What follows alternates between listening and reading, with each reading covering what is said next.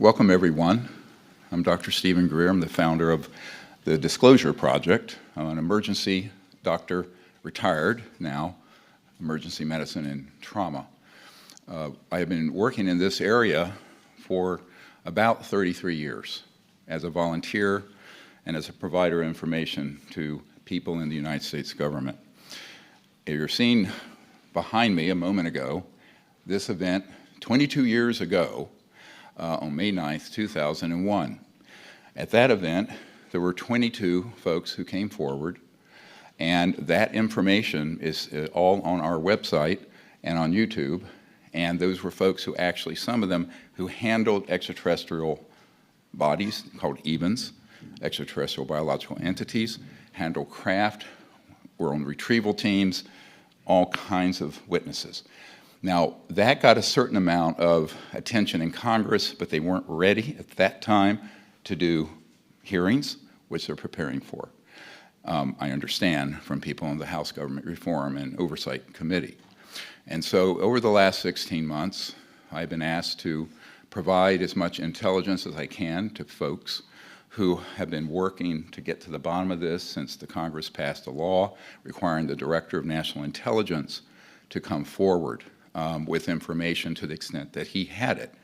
Now, one of the problems with that process is that, and I discovered this in 1993, in December 13th of that year, when I briefed the director of the CIA at the time, R. James Woolsey, for then President Clinton.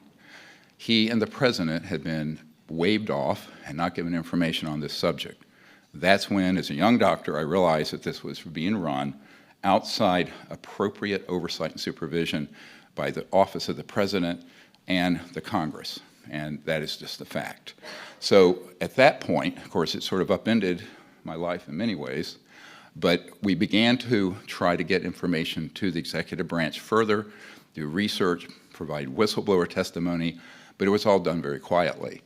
I then started providing information to folks in the Congress, such as Representative Dan Burton, who was chairman of the Government House Reform and Oversight Committee, Senator Dick Bryan, Nevada, ironically, home of Area 51, on the Senate Intelligence Committee, and many others.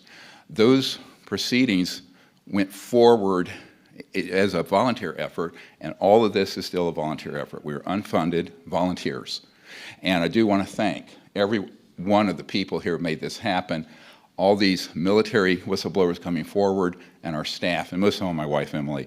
I will tell you, if my wife, Emily, hadn't been a rock, we wouldn't be here. She's amazing. So,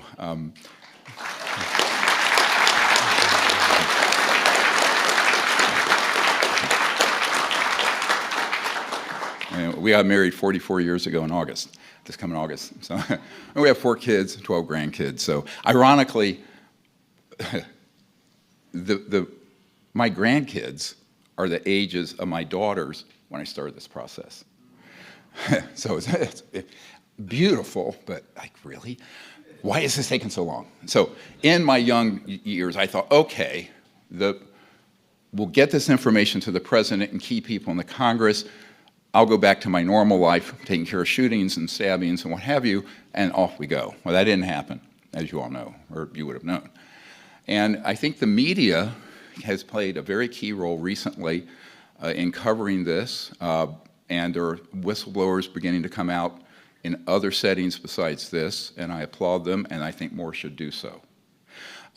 Now, the history of this is important because if you look at the testimony we have already, it's something like 70 to 80 people that we have debriefed, videotaped, have their transcripts, and it's available to the media and the public through our website and our YouTube channel.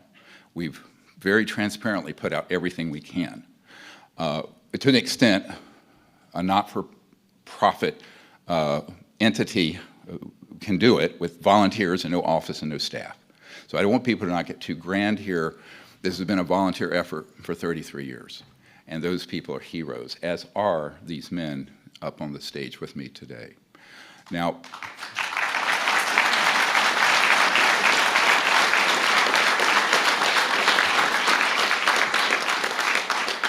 and just a quick trip through some of the previous witnesses. We had Sergeant Clifford Stone. He was on an NBC team, nuclear, biological, chemical, back in the 60s, was actively involved in retrieving extraterrestrial vehicle and bodies, what have you. They were called EBINs, extraterrestrial biological entities. We have his testimony. It's there for anyone to see. We have people like John Callahan, who was the top accident investigator at the FAA when the Japan Airlines event happened in the 1980s, during the Reagan years, and they tried to cover it up. He took the original FAA tracking tapes. The Disclosure Project have the originals, and you're welcome to see them. Those of you in the media, we can try to get those to you. So all of these sort of testimonies and witnesses have come forward already. But now we're at the stage where there's real utility, because the official law now is that the government has mandated the Pentagon, the intelligence community, to research this and report back to Congress. Now, there's a problem we'll get into in a moment with that whole process, which is important that you understand, and particularly the media understand. But first, I want to tell you what we've handed off this week to the Congress and to the White House and to the Pentagon Aero office, the AARO office that's tasked with investigating this. So we can go through the list of the material in the archive. It has government documents in the tens of thousands from all those countries: United States, Canada, Australia, Russia, Soviet Union, United Kingdom, and others. We have 145 top secret facilities, some of which are black sites, that are named and on a map, and you'll see them in a moment. The supporting documentation of it are in the archive, meaning the witnesses' testimony, who they were, when they were there, where the locations is, sometimes up to where the gate is. And that's been handed over to the United States government this week. There are 752 and counting whistleblowers who've come forward over the years. Some of them are now deceased. But what's important, even the ones who are deceased, if you go to their history and their command and what they provided, there is an investigative thread to follow back in. Very important. There are also files with all these witness testimonies that have been provided up to date. In the archive are 121. We learned of another one last night from a very high-level whistleblower who is not ready to come forward. So there's actually 122 crash retrieval cases of these UAPs. And those are documented. Michael Schratt, who is an aerospace historian and is working full-time with us beginning in November, had worked for Lockheed, but not the Skunk Works, on conventional operations. And he is doing those investigations for us, and also the beautiful illustrations of what these witnesses have had to share, and you will see those. Then we also have the documents that includes names of witnesses. In other words, government documents that are not declassified that we have. Now, we'll get into this in a minute. And there are many so-called deep throats who provide intel on the background, who are working with us, some of whom are very senior in these operations. Others are people who have just incidentally been involved. Okay, next.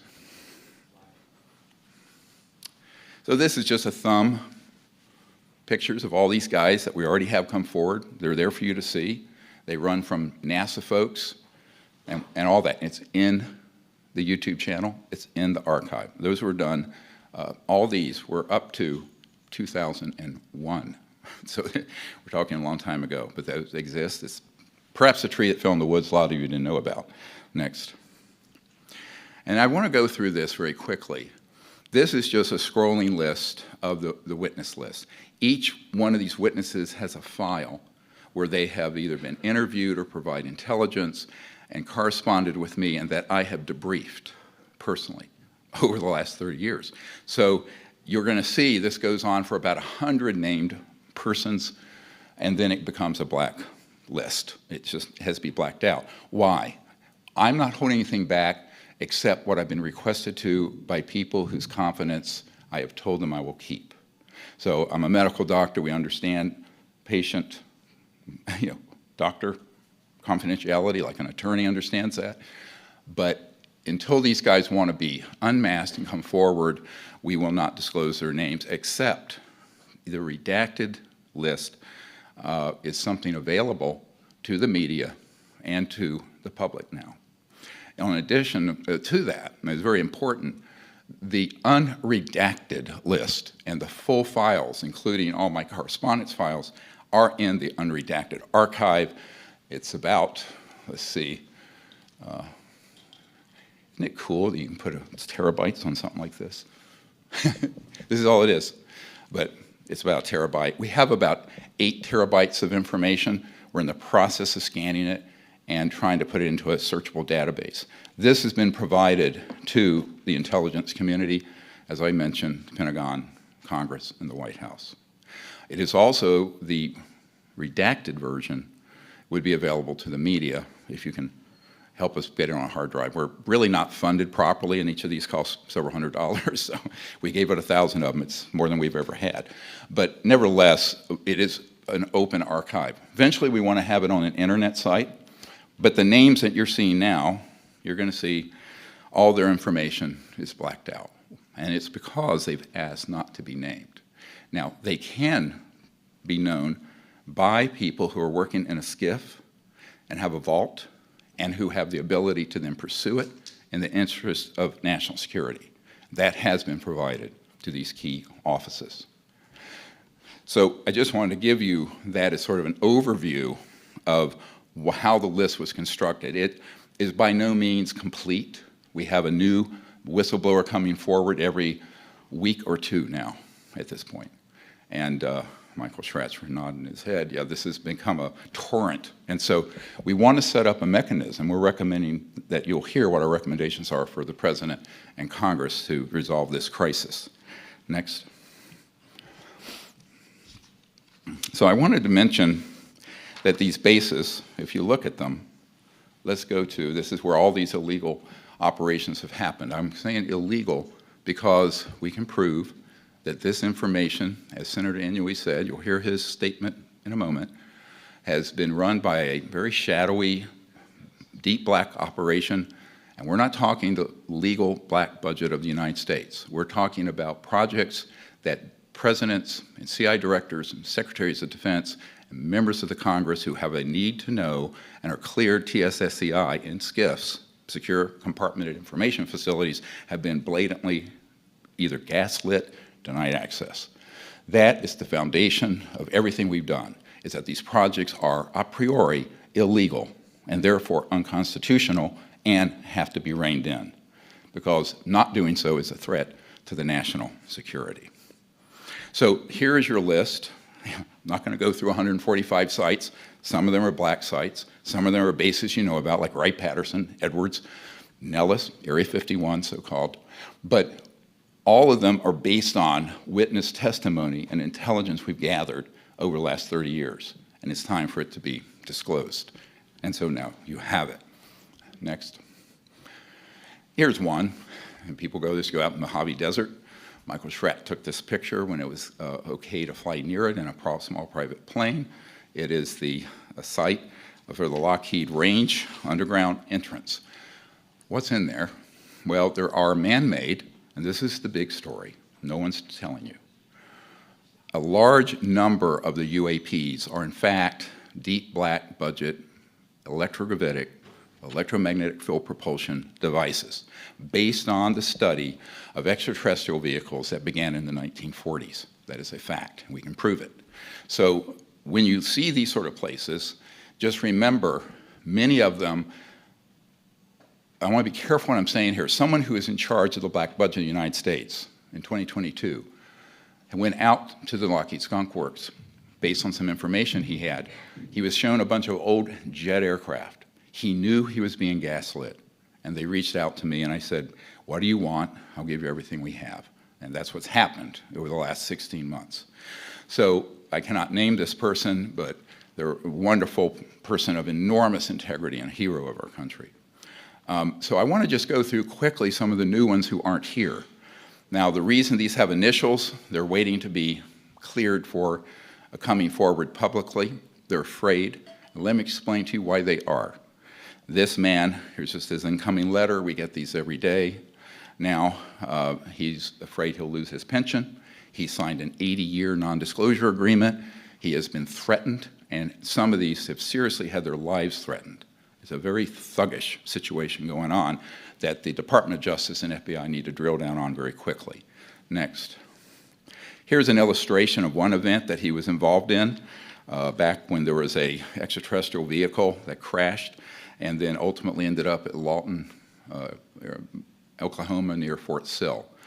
This man has been in a skiff with these objects. These illustrations are based on his direct testimony and hours of discussions since 2016.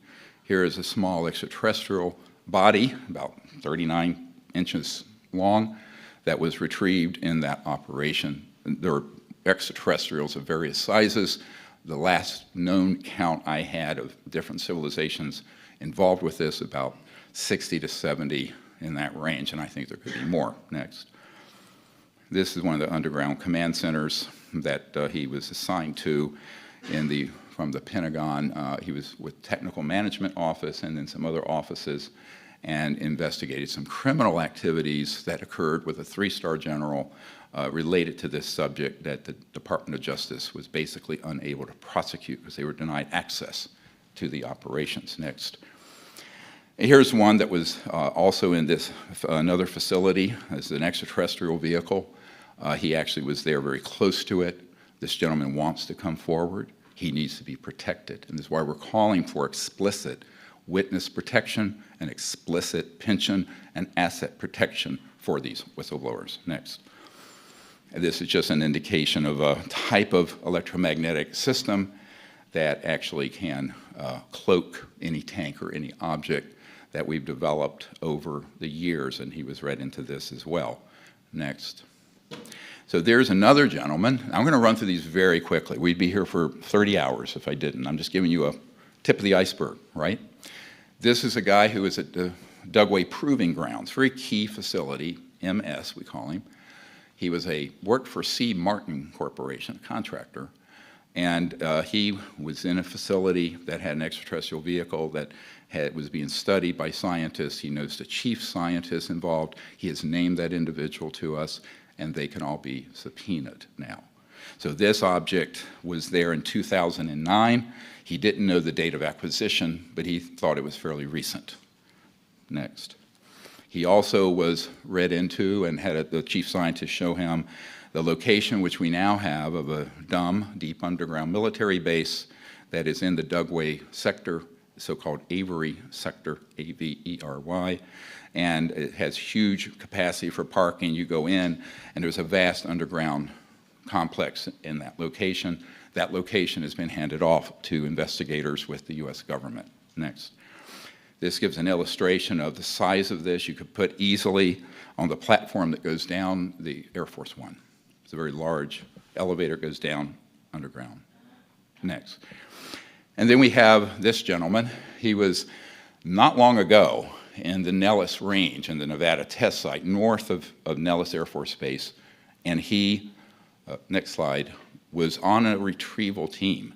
Now let me explain how this guy got involved. He was recruited out of Fort Campbell to be somebody to be on a retrieval team with a top secret clearance to pick up when we have an accident with a helicopter or jet, because there's classified technology on those often. And our YouTube pilot here will explain that perhaps. But the point is, he went from there, and that was preparatory to being on a retrieval team for this. So he was involved with this operation. It was a man-made, so-called alien reproduction vehicle, it's called by some people, or AT. A lot of people just call them advanced technology. It's a euphemism. But it's based on studying the electrogravitics and magnetic field propulsion systems of the interstellar vehicles that involve the science of quantum entanglement and, going, basically you want to go from one point in space and to another, say this is one point, this is another. You're not going through a straight line, you're folding space-time. That's how you're doing. And we're not going to do a physics lesson here, Had enough of that in pre-med. But anyway, so this is an object, and I'm not a physicist, we have a physicist here. But this object was retrieved because it became disabled. Some of these retrieval operations are not extraterrestrial, but they would like sometimes the public to think maybe it was, because the bigger secret, I will tell you right now, is not the extraterrestrial issue. It's these technologies, which an unsupervised and frankly illegal operation have, which is a threat to the national security, period. This we will prove.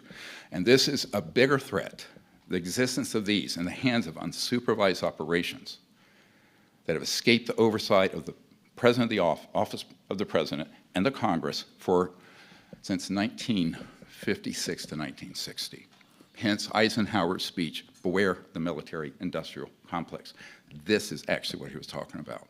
I know people who have since passed away, like our witness, Stephen Lovkin, who was at the White House with Eisenhower, who said point blank, the president lost control of these projects and that he was very upset and angry about it, but these projects became so compartmentalized that he no longer could control them. So this is one. You can see there are rivets and what have you. And we'll go through this later after our fine gentlemen and whistleblowers speak. But I want to give you this overview really quickly. Next. So this is actually an extraterrestrial vehicle, a very large one that was at the Nellis North Range. We have the location of the helipad. It's Delta Force manned. This occurred back in that same era, around 2009, about 65 feet across. It's seamless, but it has sort of a clamshell part of it. There was a ramp that rolled out, like he said, like a roll-up that came out of it. And there was a ARV above it that was headed in lock. It was an electromagnetic lock on this object. I think it was stunned, and that's how it was brought down.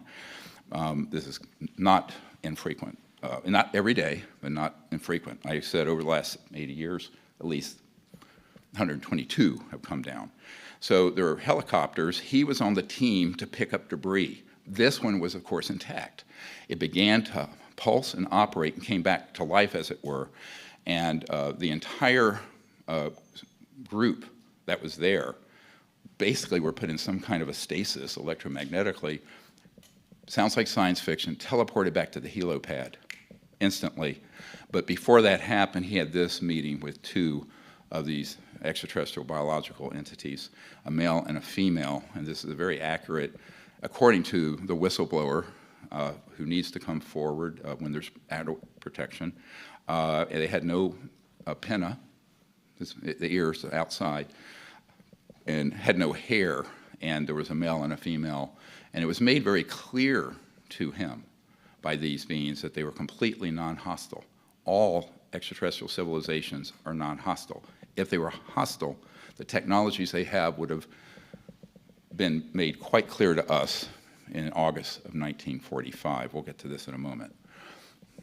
So this, later he had an event when he tried to leave that command where there was a fake, what's called a programmed life form alien. These have been used in what you hear in the fabled lore of abductions and stuff in the UFO lore.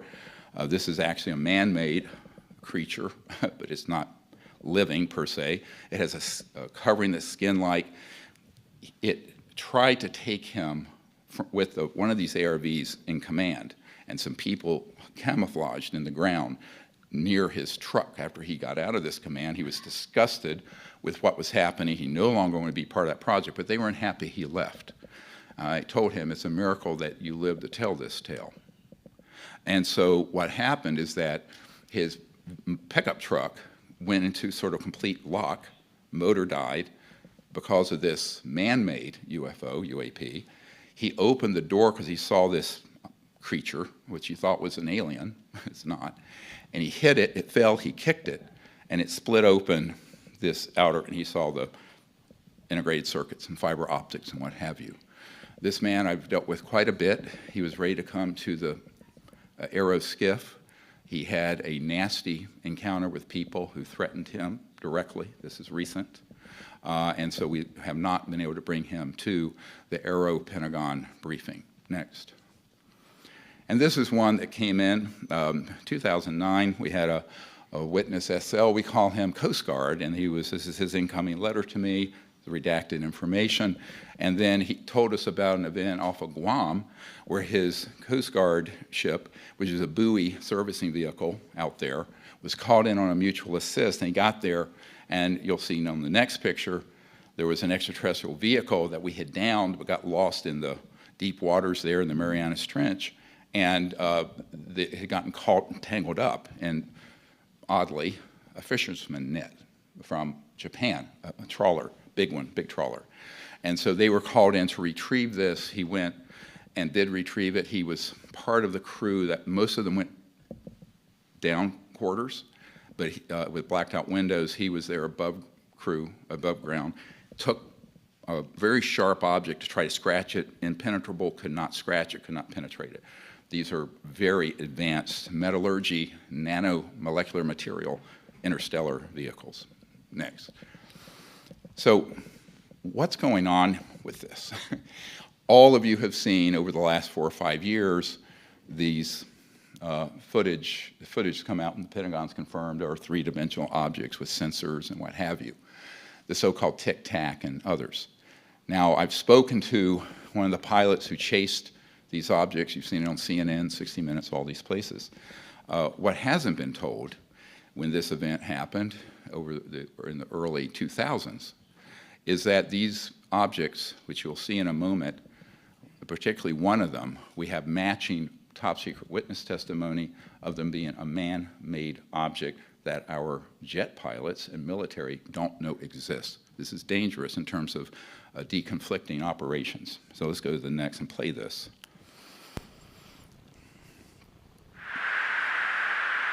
Dude, that is a fucking drone, bro. There's a whole fleet of them. Look on the ASA. My gosh. They're all going against the wind. The wind's 120 knots from the west. Look at that thing, dude.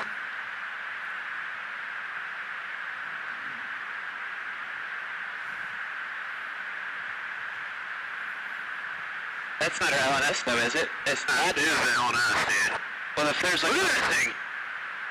It's rotated. This is the so-called Tic Tac now.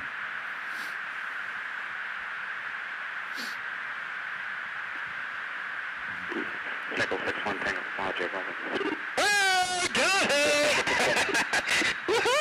Roger. Now, of course, this has been called an unknown UAP, what have you. We can excuse the Pentagon and most of the military and the White House and the Congress for not knowing what this is, because the operations that have been building these are deep black illegal, and they are not disclosing it properly to the authorities in our constitutional democracy and republic. This is based on a sighting of a group of people. Is basically the same object in the 1960s, 1967. Let's go to the next slide. And it's sort of a sketch here, the so-called vintage steam boiler. These have been seen in multiple places around since the 1950s and 60s. Next. Here's one that's a very good color illustration of it. Notice the probes on it. Extraterrestrial vehicles do not have those. These electrostatic discharge objects. We're not going to get into all the physics of this. Our team understands it, and we're welcome to share that in a longer brief with media folks. And here's the 2004 off the coast of San Diego Tic Tac. It's fundamentally the same object. Next.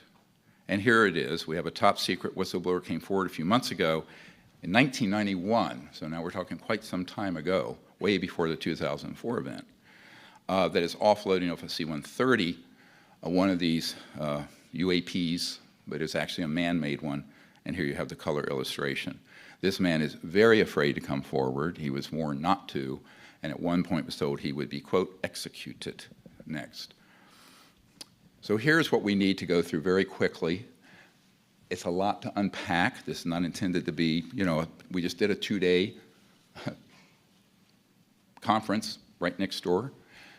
The media are welcome to get that entire event with all the details for you if you wish to have it or people get it to you. But basically there are two types of these so-called UAPs, and I've said this. Some are extraterrestrial vehicles, ETVs, and some are ATs or ARVs, advanced reproduction vehicles or alien reproduction vehicles. People use different terms. The extraterrestrial groups are absolutely not hostile. However, screaming caps, they are increasingly concerned about human hostility and our weapon systems, which include nuclear and scalar, the so-called, Dr. Zahari shared this weekend, about what scalar electromagnetic fields are. But just to give you a sense of it, you all know what an electromagnetic pulse is. That's at the speed of light. The scalar systems are, instead of a wave, is a point that goes out longitudinally. Some call them longitudinal waves. These have been studied. Tesla talked about scalar systems. They have been weaponized, and those are the primary systems used to target and hit these electromagnetic field propulsion craft that cause them to fall like a rock out of the sky. You do not travel from another star system and cannot navigate a thunderstorm in New Mexico. That ain't gonna happen. So even at that point, these had been early systems. We have a FBI memo from a field agent that we released. It's now one of the most watched, viewed documents on the FBI website of the fact that a field agent at the after Roswell said to J. Edgar Hoover that a disk was downed because we had switched on a new radar system. So let me explain the euphemisms that are used in this field. Radar can track an aircraft by bouncing a wave off of the fuselage, but it also can have piggybacked an active system not to hit it. So you can have an active weapon system embedded in a radar system. So that's what began to be experimented with, and this is why from the mid-40s forward, there were a number of these downed objects that we've been able to document. If we've documented 122 of them, I suspect there have been multiple numbers of that. So what's very important about this, these technologies are unsanctioned. They are illegal operations, and this can be proven in any court of law, and we're about to launch a massive civilian RICO action, racketeer influence, corrupt organization action against the corporations and the individuals involved. These technologies would immediately solve the world's energy, environmental, and poverty problems. Why? These are what people call, a senior executive with a big Fortune 100 company contacted us.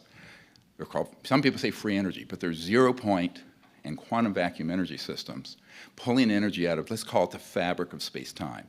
These begin to be developed. Tesla knew about this, so I think Elon Musk doesn't have a Tesla, he has a Musk. A real Tesla, we didn't have to plug in. I'd have one little battery in it. But the point is that these technologies would have a huge revolutionary effect. Macroeconomically, there would be some losers, oil industry, public utilities, nuclear power, now wind, solar, surface roads eventually would be obsolete. So it's a very significant technological advance, and for nearing a century, they have all been withheld. We just released an educational documentary film you can all see called The Lost Century and How to Reclaim It. It's a 2-hour expose of this. I suggest everyone look at it if you have a chance tonight. So these organizations have also been targeting and successfully down the ET vehicles. The covert group has technologies to launch a convincing false flag operation detrimental to the national security. This was the chief topic of my briefing for 3-star General Patrick Hughes at the Pentagon during the Clinton years, because he was not read into this. There were some events that had happened where you could trigger a world war because your top folks in the Congress, the White House, the Pentagon, and CIA, many of them, if they're not part of this covert group, this deep black group illegally, they have no idea what's going on because of the nature of TSSCI, the hyper-compartmentalization that happened in the 50s. So these actions really are a threat to world security and national security, and they have to be reined in immediately. I want to choose my words carefully here. A clock, I understand, has been put on this getting resolved through hearings and other means, and by the end of this year, it needs to be resolved. And that's all I will say at this point. So these actions really are dangerous. They are crimes against humans worldwide. We're going to get into that. And some of these crimes need to be referred to the International Court. Some of them involve, as you'll hear from our attorney, crimes against humanity. We applaud the current actions of the Congress and the President to sign the bill to get to the bottom of this. They have very courageously stepped forward. We're trying to get them everything they would need to know. And I will tell you, the Disclosure Project Intelligence Archive literally has everything they would need to know to get to the absolute end of this. It's been handed to them. So the chief characteristics of this illegal secret government, called ISG projects, the CIA folks and Pentagon people and most of the people in the government are victims of this. They're not culpable. When people say, why is the government hiding all this? Well, the government is very complex and it's highly compartmentalized. These operations have been run by a clandestine, unsanctioned group. And therefore, our military and our intelligence community and our political leaders are, in fact, victims of this secrecy. I want to refer very briefly to one of the very first CIA director, Admiral Roscoe Hillenkoetter, who in 1961 wrote to the New York Times and said, the secrecy around UFOs is a threat to the national security, not the UFOs. So what has happened is it's all been turned on its head, where they're trying to say, UAPs are a threat. Well, the man-made ones are. The extraterrestrial ones aren't. This has to be made crystal clear to the American people so we don't stumble into an absolute disaster of epic proportions. So these operations that I've been referring to in the United States, we have parallel projects in Australia at Pine Gap. There are projects in the United Kingdom.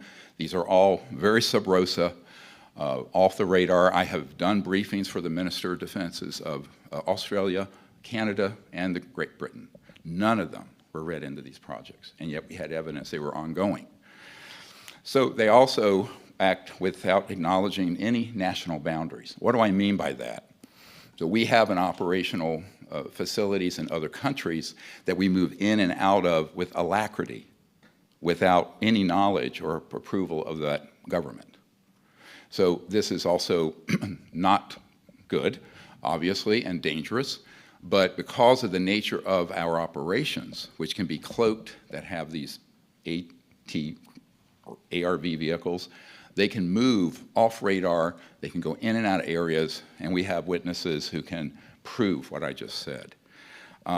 Blackmail, bribery, and intimidation is the stock in trade, and it's the operational core of this illegal secret government program. Many of our whistleblowers have been threatened and have been blackmailed, and in the case of some of us, attempts at bribery, including myself. Next. So these are the actions we recommend immediately, now that this is all coming out by the Congress and the government. Next. And I want to remind everyone who's in office, and all military know this, I do solemnly swear to affirm that I will support and defend the Constitution of the United States against all enemies, foreign and domestic, that I will bear true faith and allegiance to the same, that I take this obligation freely without any mental reservation or purpose of evasion, and that I will well and faithfully discharge the duties of the office on which I am about to enter, so help me God. Next. So this is quite a list. I want to go through it very quickly. These have been conveyed over to the government in various offices. This investigation of the UAP issue, based on the intelligence archive, should happen immediately and be increased in its pace and scope. The presidential executive order needs to occur immediately to stand down all targeting of these extraterrestrial vehicles by these covert projects, because it is dangerous and it is an existential threat to security for the entire world, not just our country.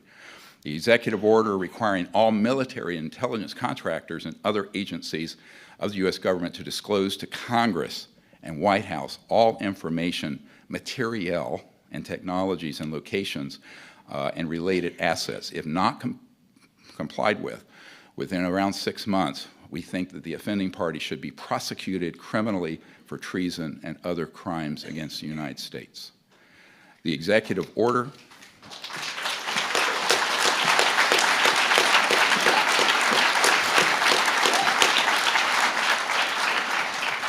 we need an executive order where the State Department and Pentagon coordinate a global diplomatic as opposed to military response to these extraterrestrial civilizations. Should have happened. Barry Goldwater, Senator Goldwater told me it was a, excuse my language, goddamn mistake then and goddamn mistake now that this was ever kept secret like this. He was not allowed in this project. When he tried to get in, General Curtis LeMay told him he could never ask him about it again. We have that whole trail with former Senator Goldwater. So we also need to have an executive order so that the U.S. Patent Office that has seized these zero-point and related technologies under bogus application of the national security laws, and we have a copy of an inventor had one of these happen to him. Those have to be reversed, those patents have to be released, and inventors and scientists around the world that have come across these, look, the laws of the universe are universal, and they've been discovered by folks, they get grabbed, they are either put on a black shelf or they get this national security order slapped on them. Those have to be reversed and those should be released open source to the public.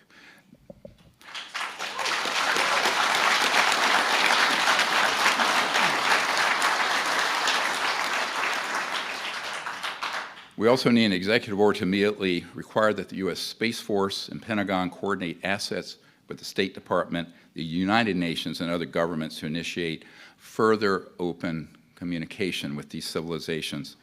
The Space Force could be very useful in this regard if it's deployed properly. All of the military would be very important. And I want to emphasize, both the people who work in most of these corporations and in these agencies and the Pentagon have no knowledge excuse me, of these illegal operations. And we should not paint them all with the brush of being culpable. It's not. These are the rogue elements. An executive order to immediately disclose advanced energy generating technologies should happen. These are held by some of these corporations and agencies.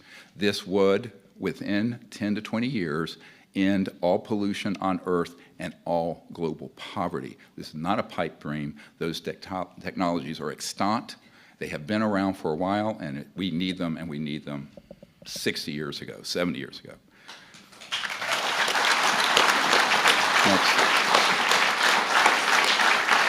Next. So, you know, these are going to continue, and we don't have time to go through all of these. So the reason I'm going through these is that there's a specific action plan that we have. You can read these. They'll be in the press briefing materials if you need them. And I think it needs to happen very quickly because this is all going to come out, and there needs to be an organized response. Next. The congressional recommendations, Congress should immediately pass a $50 billion research bill to develop and bring forward the safe technologies related to zero-point and quantum vacuum energy systems.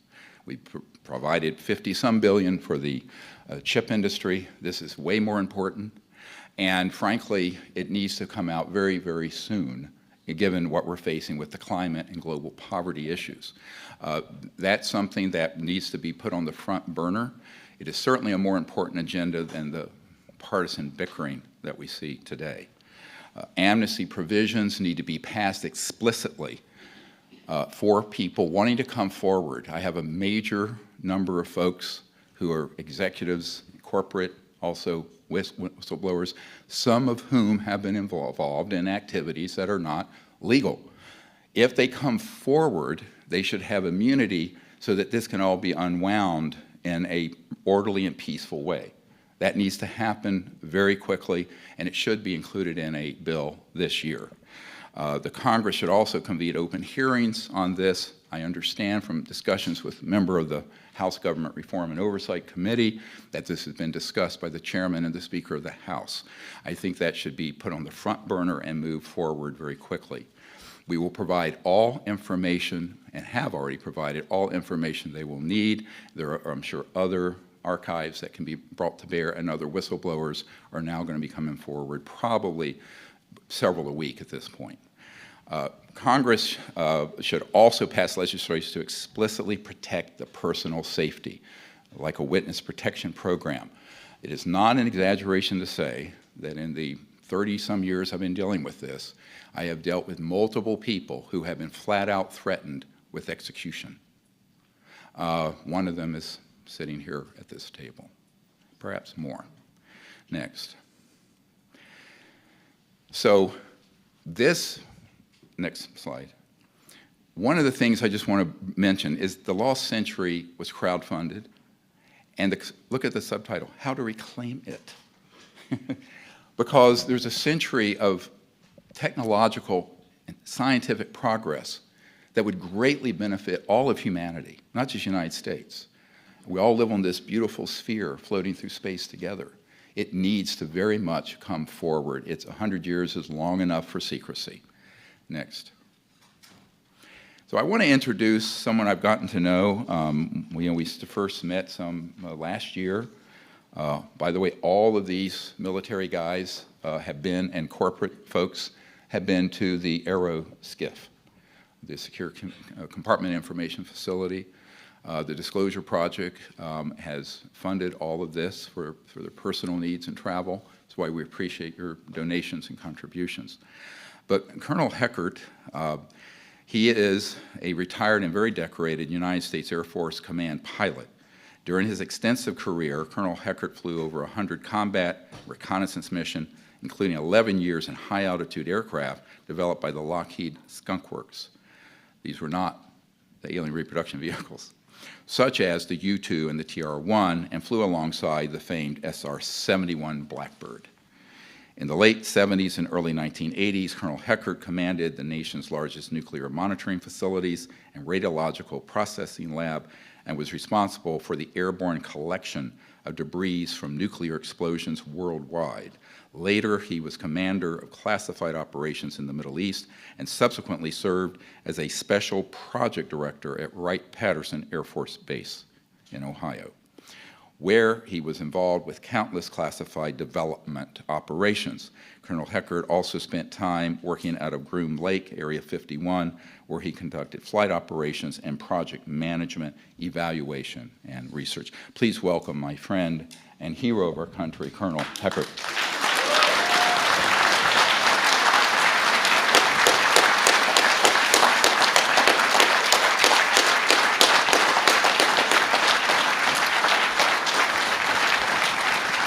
Please.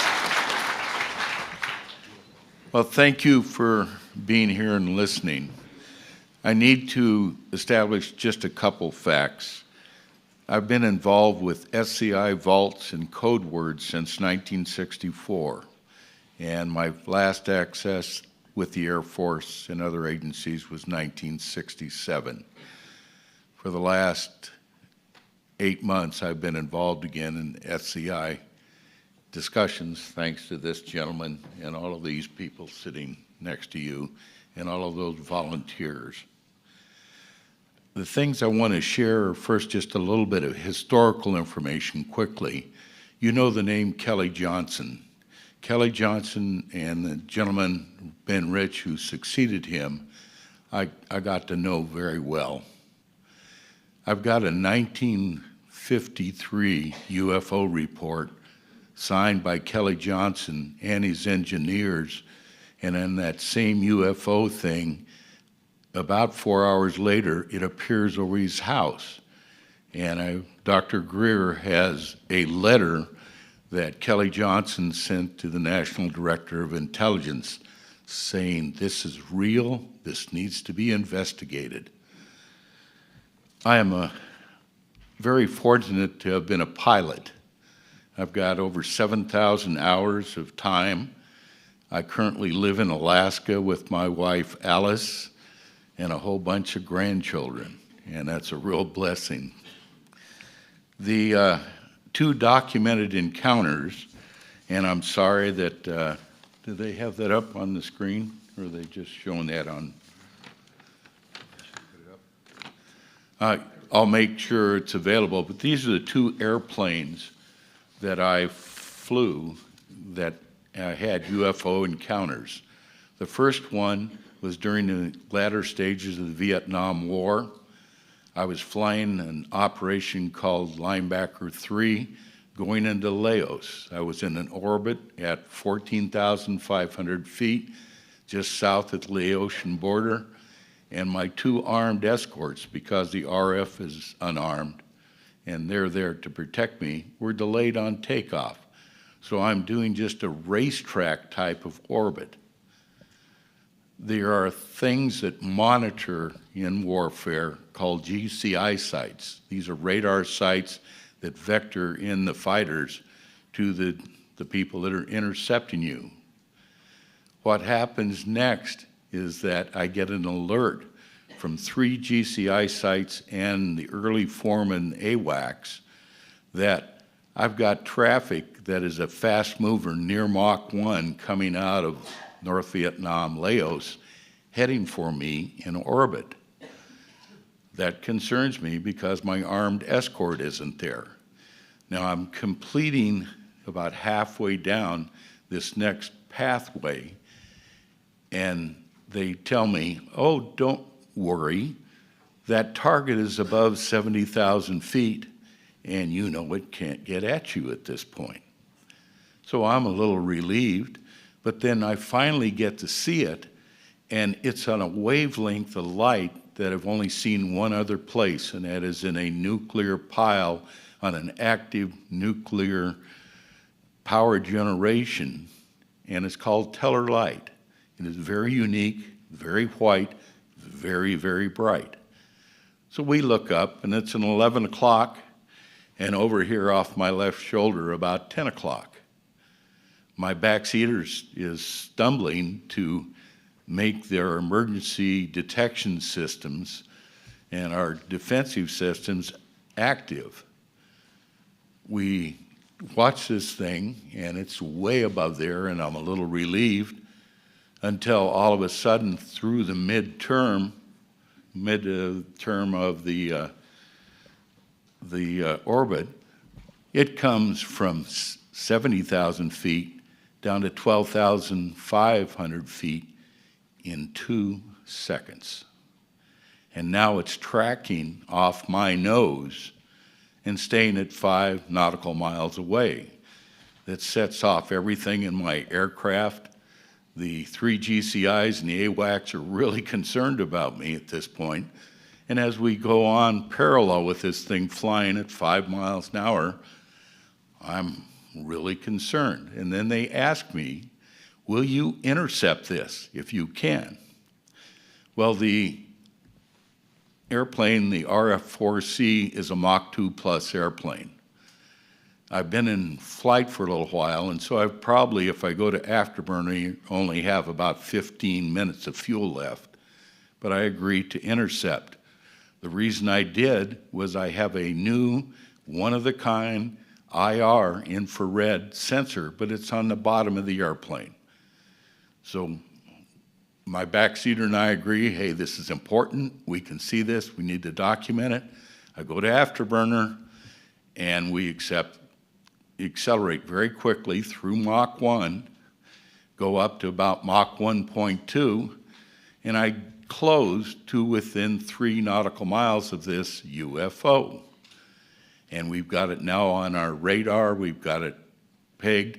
The guy in the back seat can't see it on his display because that sensor's pointing down. So I pitch up, do a supersonic climb up, and he says, we got it, we got it, we got it. That white light at 3 miles goes out of sight within less than 2 seconds. And they say, don't worry about it. It's above 80,000 feet in those 2 seconds. I go back to the home base because I'm out of fuel, land, all that material, all the mission material is confiscated, and I'm told, don't talk about it. Well, what happens next is I'm not happy with that answer because I've seen something very, very real. I call the GCI site on what's called the Audubon or telephone system. I say, hey, I'd like to talk to the senior controller that was on duty, tell him I was a UFO pilot that they were just controlling, And he comes on the phone and says, hey, we're all really excited about this. And then I hear him say, yes, sir. Okay. He says, bye. Click.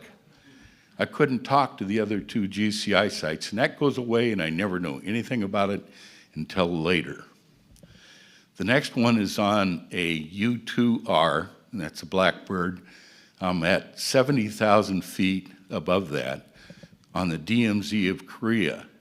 This has been a combo mission, which means I'm taking photo intelligence during the daylight, and I'm doing what is called an ELINT comment mission in a butterfly track 3 miles off the DMZ.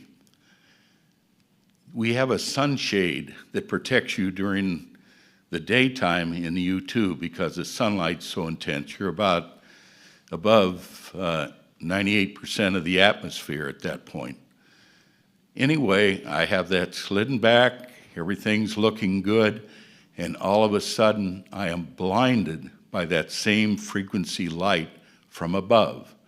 It turns my black airplane white. And the U2, as the last ditch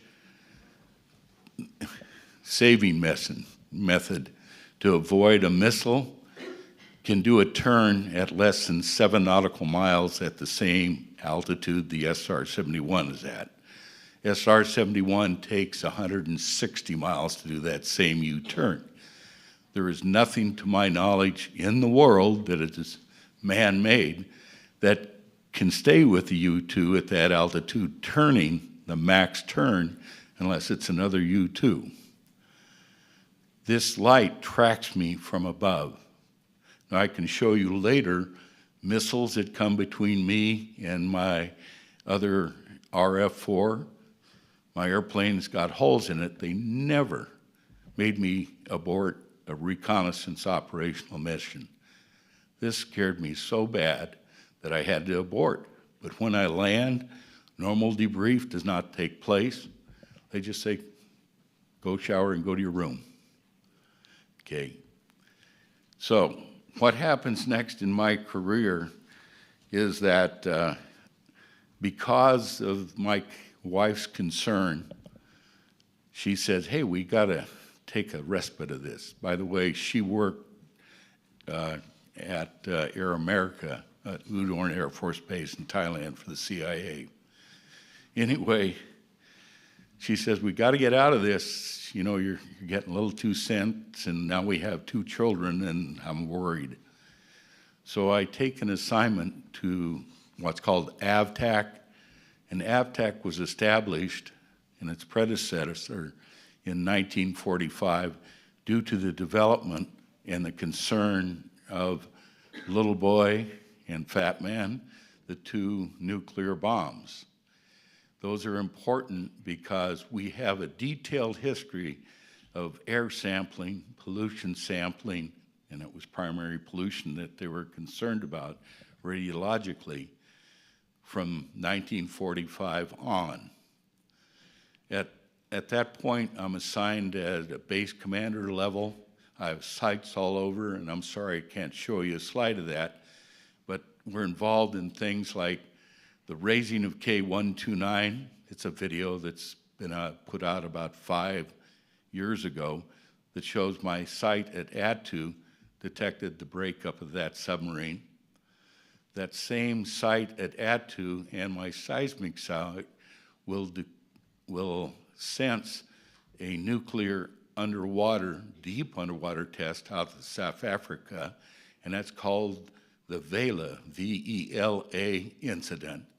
And my boss at headquarters is fired over that incident, but 2 years later, because the administration denied that that test ever took place, the Vice Chief of Staff of the Air Force, General Mathis, the Chief Scientist for the White House, and the Secretary of the Interior come to my vault, and they want a briefing on our data and if we really think that that happened. They left believing it really happened, and as a result, South Africa destroys 4 nuclear warheads they had.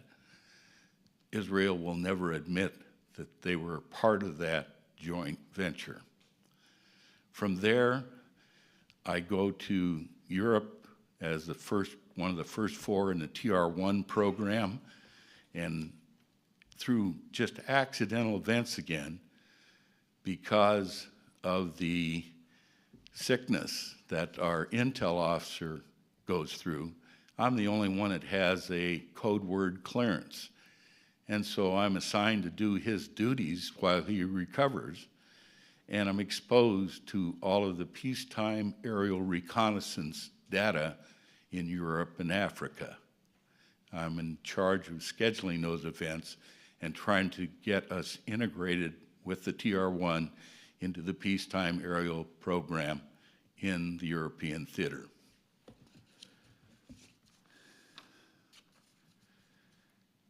From there, this is supposed to be a 4-year assignment. At the 14th month of my tour in Europe, I am required to, or I was asked, do I want to fly a high flyer again?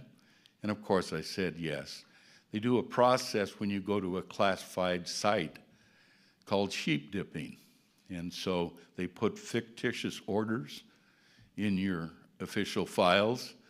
I go overseas and work in the Middle East and actually work with Delta Force on a hijacking in June of 1985 during that tour, and we lost a soldier on the ramp. But this is in direct coordination with MI6 because it's a British base, and that's now declassified. But it was quite an experience. The only problem is that there was a conflict in the chain of command. I was supposed to be the chief test pilot for the U-2 program back at Edwards. That's a follow-on assignment they promised me.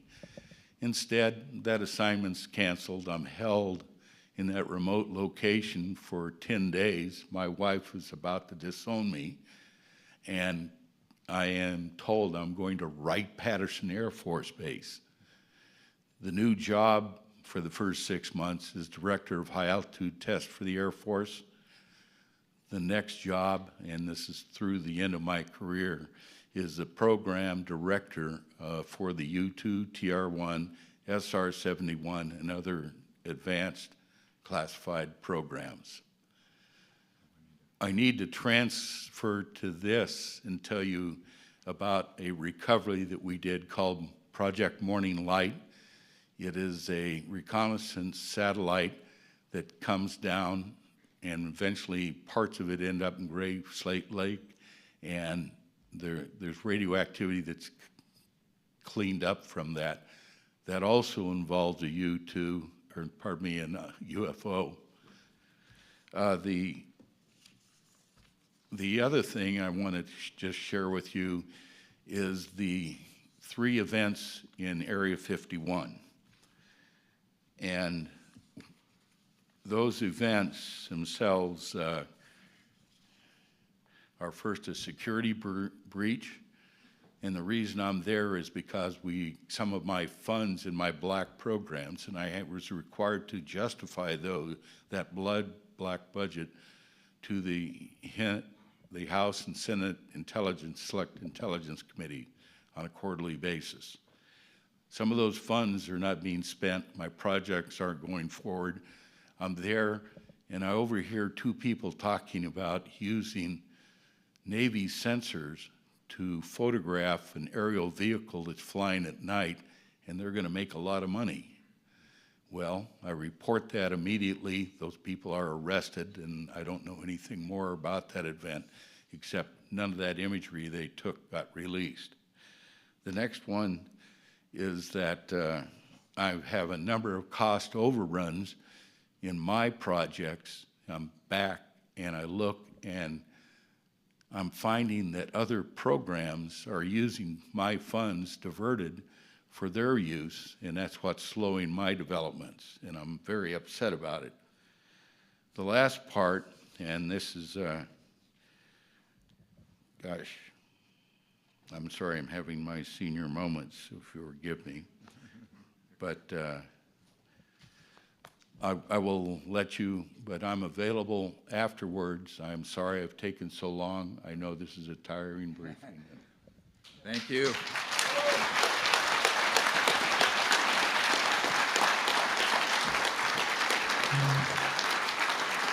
A real hero.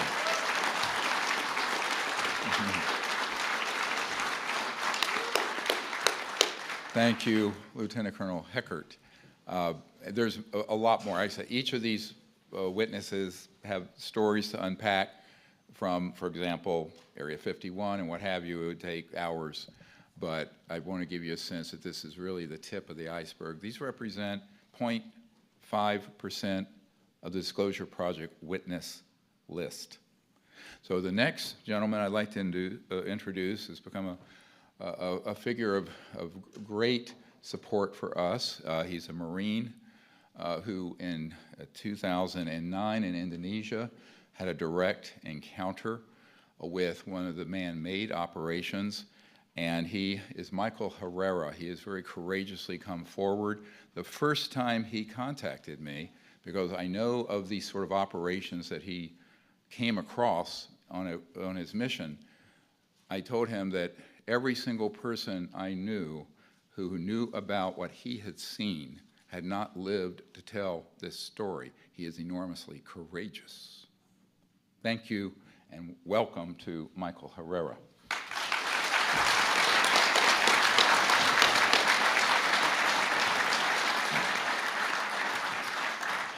Well, thank you all for being here.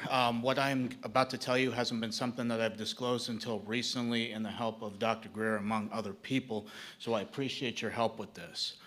In 2009, my unit, which was most decorated infantry battalion in the entire Marine Corps, which was 2nd Battalion, 5th Marines, was called in to do humanitarian assistance operations out in the Philippines, which was Operation Quetzana, which we were attached to the 31st Marine Expeditionary Unit, which conducts maritime operations all throughout Southeast Asia, in conjunction with the 7th Naval Fleet, which houses one landing helo deck, or LHD, among LPDs, which is what I was on, called a USS Denver. Ironically, that's where I'm from, so kind of felt like home.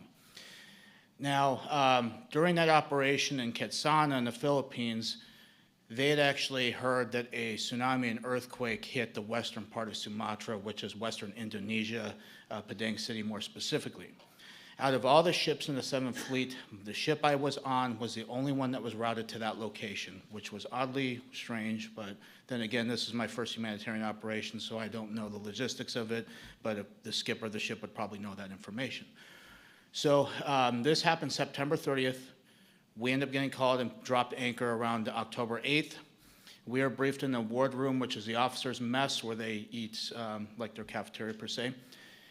We're briefed that there is some of President Obama's family members that are present on either in the city or somewhere near there. They had a SEAL platoon that was ready to go to retrieve those people.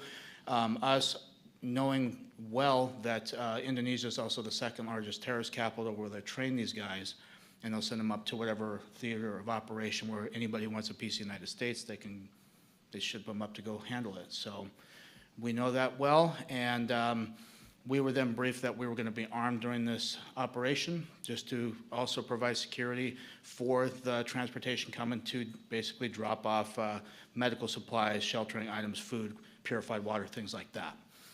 So they ended up selecting certain Marines to go ahead and do this. We were only in sticks of six Marines, so it had NCOs on top of other Marines to help with that. So we again boarded CH-53 Super Stallions, which are gigantic helicopters that are roughly 100 feet long. I love the design of them. It's my personal favorite. But we ended up boarding this on the ship, and we flew to the southwestern part of the city, which is Padang. Looked a lot different through satellite imagery that I've recently seen. Back then is a lot different, especially because most of it was decimated, on fire, rubble, flooded, you name it, basically the worst kind of scenario you could ever see. From then, once we touched down on this landing strip, it took probably about 2 minutes. And then again, the pilots got radio confirmation to go ahead and drop us into certain parts. So we again dropped to a hasty LZ, which took probably about 6-7 minutes to fly to from that position. and we dropped to a hasty LZ.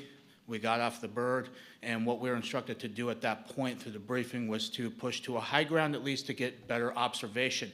As a Marine, the tactical advantage that you get from having a observation from a top point is you see everything clearly. You could also, coordinate from there. At that time, we had did a tactical column, which we were able to get eyes on pretty much everything, especially with 6 Marines, so we have the effective communication at that point. If we need to engage, we can properly do it within the amount of ammunition we've got, as well as the weapons that we got, which were only M16A4s. So at that point, we decided to push forward. We trekked up about 300 meters. At this time, I have a Panasonic camera that has the ability to take photographs. It has a ability to take videos, obviously. When we got to this high point, I was taking video camera, and I had actually turned to the north, which just kind of slopes down. And right there was something that stuck out like a sore thumb, especially with jungle terrain, things like that. Vegetation, very green stuff, was something that stuck out so well. It's always going to be basically imprisoned in my mind for the rest of my life, and it has been for 14 years, was something that was rotating, and it was transitioning between colors like a light matte gray as well as a dark matte black. So in between, that's what it kept, and it was very smooth. We had all looked at each other as we got online, and we decided to investigate. The further thing I want to say is that I actually took pictures and video of this before we actually trucked down. We had a dump pouch where we basically, if we expend ammunition, we want to retain our magazines, so we put those there. So I dropped my camera in there, and we decided to go down. We didn't have any communications, which was weird, and that was a very odd thing, and it's something that either could have been good that we didn't, or it could have been something that could have been very bad. And it just however you want to look at that. Once we got down this slope, we were approximately 150 meters away from this craft. When we all got to the point where we could see it, just like behind here, again, Mr. Schratt, phenomenal job. You can see that the craft here actually was roughly about 300 feet. And the reason why I know this is because you could fit 3 of the helicopters that we flew in on underneath this craft. It was rotating a clockwise motion. The panels here that you see, the black ones, at least 3 of them, was like a Vanta black, very dark. I have no idea what that was.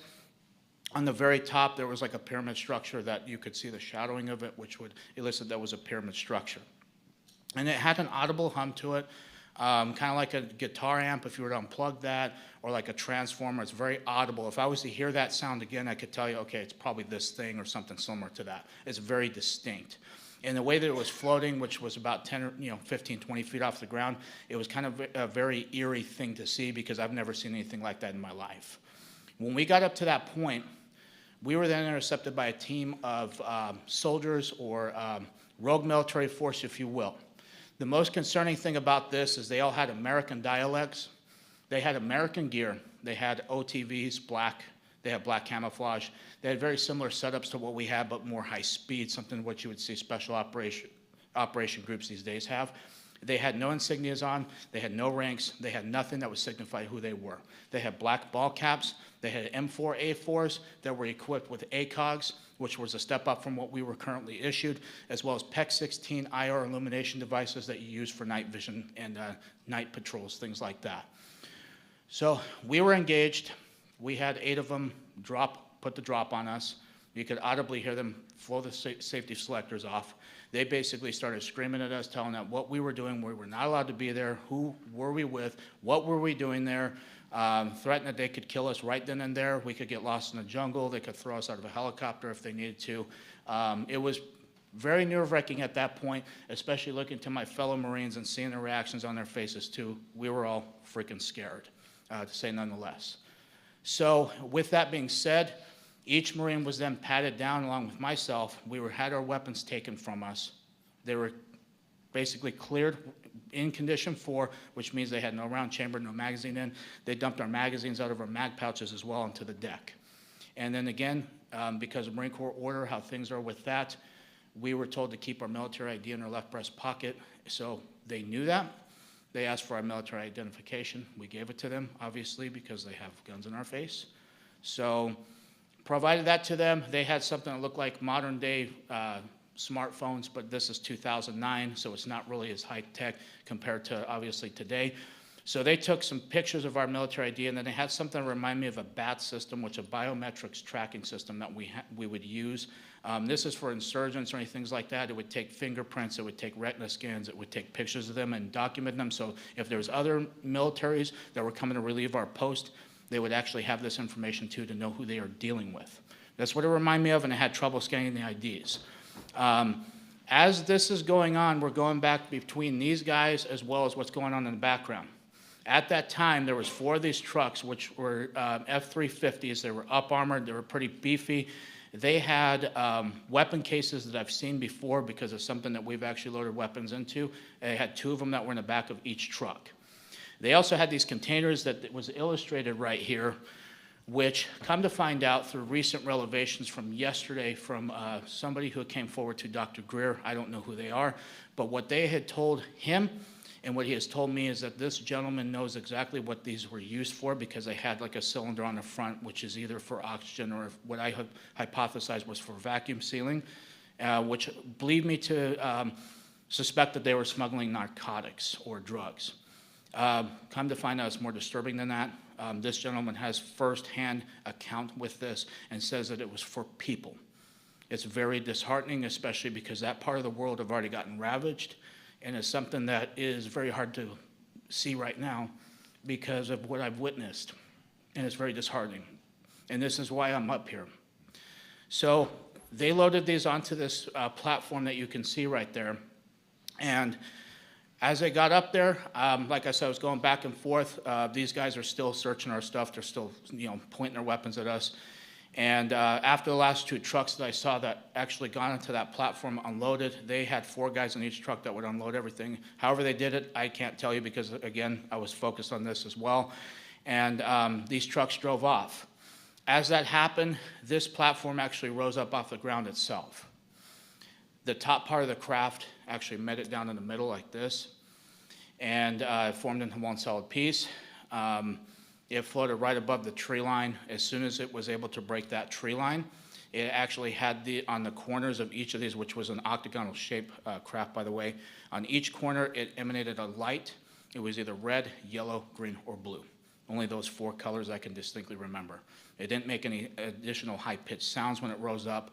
Once it got past that tree line, it shot over to the left, basically where the ocean was, at so fast, I would estimate probably 3,000, 4,000, 5,000 miles an hour instantaneous like that. There was no rotor wash, no exhaust that would disturb the trees, vegetation. The coconuts that were on these trees were not even touched. It produced no sonic boom. This thing was so fast.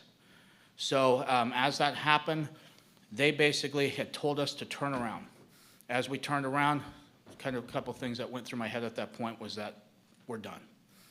They actually started loading our magazines into our back into our vest in a way that would be hard to get them to put them into a weapon and to actually, charge the weapon and actually put it around in a chamber. So they put those in. They actually slung our M16s on their back for us, but when they did it, the Marine Corps not really issued the best gear, especially at that time. So the slings back then were, I would say, subpar quality, cut my neck pretty good, and they kind of went in that motion and made sure they were secured so we couldn't really get them as easy. And they escorted us back up this slope. And they told us we were not allowed to look back. 2, that we were not able to talk about this. They were actually, 2 of the guys were actually talking about either, hey, should we smoke these guys right now? That's what they kept saying. It was kind of feeding more into the fear at that point because, again, I don't know who these guys are. I know they had American gear. They had American sidearms as well. If these guys have actually taken an oath like we have, and then why they're going against people like us and even willing to kill servicemen who just even stumbled onto this, it just blows my mind, and it's very sick. So as we broke atop this hill, we decided to book it. And we ran back to the LZ. There was a gunnery sergeant that was attached to the ship. I don't know this gentleman personally, but I know he's very unhappy with seeing us because we had actually had our weapons slung. We were not combat effective at that point if we needed to be. He asked specifically why we were. We didn't tell him exactly why. We just came up with an excuse. And then we waited for the next CH-53 to approach, and we got on board, flew back to the ship. We turned our weapons in back to the armory. We took our gear off back in our berthing, and we went upstairs to be debriefed by an admiral that I've never seen before, and it was kind of somebody who was out of place. I don't know if he has any kind of relevance to this at all, but if that's the case, if he does, I hope he comes forward with that information. It would be very helpful. So as we're going to go ahead and fast track to a couple days later, which we end up in Subic Bay, which is like the party town in the Philippines. So we had 3 days there of liberty. The first night I come back, because we had to report back to the ship each night, we were not allowed to stay out in town. My rack was on my camera was on my rack, and the memory card that was in it was out, and my battery was out of the camera, missing as well. So all of that was missing. The only thing that was there was the camera. Mind you, I had my locker secured. I had other stuff that was basically piled on top of that camera. So whoever did it knew what the hell happened. So after that, the other thing that was also notable with that was each of the Marines that were with me also had their cell phones taken that they brought. Even though they didn't bring them on the mission, all their stuff was missing. The other stuff, the other people in the actual platoon never had their stuff touched. It was only us 6 that were affected. So fast tracking back when we returned back to Okinawa, one day I had got a call from the duty that was in the barracks. Each barracks has like a duty of Marines that are, making sure there's still order, things like that. He had been told that I needed to go up to the CP, so he informed me, so I had hightailed it up there. And oddly enough, there was nobody in the building, except for one gentleman who was wearing Air Force dress blues that was missing a name tag, which I understand in Air Force policy or regulations that they were supposed to wear a name tag, and he did not have that. I gave him the proper greeting of the day, gave him the salute. He had pulled me into an office, and he had said, "You are not allowed to tell anybody in your chain of command. I don't care if it's a general. I don't care if it's anybody. You are not allowed to talk about what happened. You can go to prison for this, or you could be killed." So he slid over a non-disclosure agreement, and it had 2 things that I can recall to this day as I quickly skimmed through it, because again, I had thought we were going to forget about this whole mess. And one was said TSSCI, and the other said Indonesia. There's only 2 things I can recall out of that. So I was forced to sign that.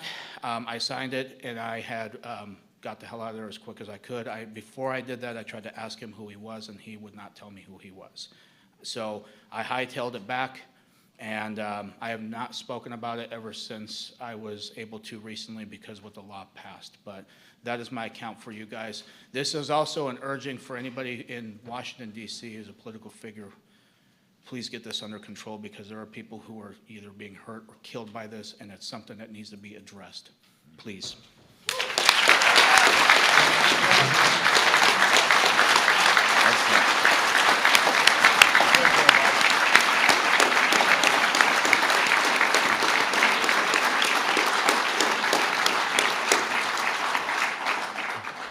Thank you, Mr. Heckert. I do want to share that also when we reached out to him, we have the names of the other 5 people in the platoon. Of course, these will not be disclosed because they have requested their names not be, but there's corroboration.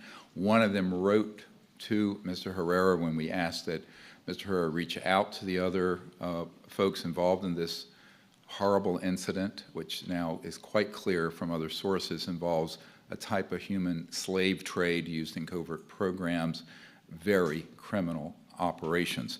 He said, "Hey man, this is asking too much, and it's not worth the risk. My family and military career far exceed anything you are asking of me. It's not worth my life or jeopardizing my family. I know we go back, but this is asking too much. You need to get out of whatever you are in, and don't get me involved with this mess. My career isn't worth helping you. Don't ever ask me to do this shit, excuse my language, again." This is from a Marine platoon member. Now, many of the people in the Disclosure Project Intelligence Archive are folks who have had that response because they need protection in their career. Some are still in the military. One I'm dealing with still has a TSSCI clearance who contracts with one of our agencies here outside D.C. So I think that this has to be dealt with in an orderly fashion immediately by the Congress and by the President. Next, I'd like to introduce Stephen Digna Jr. He's a U.S. Army veteran, disabled due to an incident. He also was a witness to a Raytheon Corporation event at Fort Irwin, California. His story is very involved. He's just going to give you a few of the highlights in the interest of time. But thank you very much. Thank you.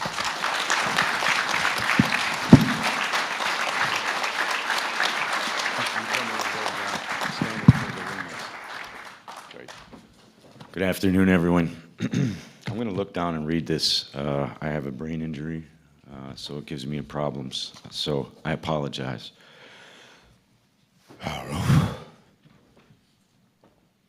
My name is Stephen Michael Digna Jr. Doctor, I'm sorry. These are slipping my hands here. That's okay.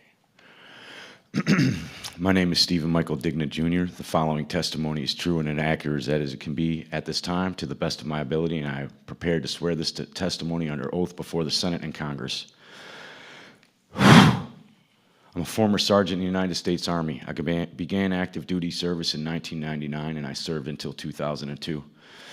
I was assigned to the U.S. Army Training Center, W4J9 Alpha Alpha, Fort Irwin, California, located in the Mojave Desert inside Death Valley near the Barstow, California in 2000. I was assigned to Alpha Company Group, Live Fire Combat Engineer Division, Computer Support Systems, and basically for civilians, it's management for live fire operations. I acted as a hub between the operations group, intelligence planners, ground team, Air Force, and Star Wars programs. Thank you, Doctor. In July of 2001, I was observing a live fire practice at a level from an observation deck at approximately 3 stories high from the desert floor.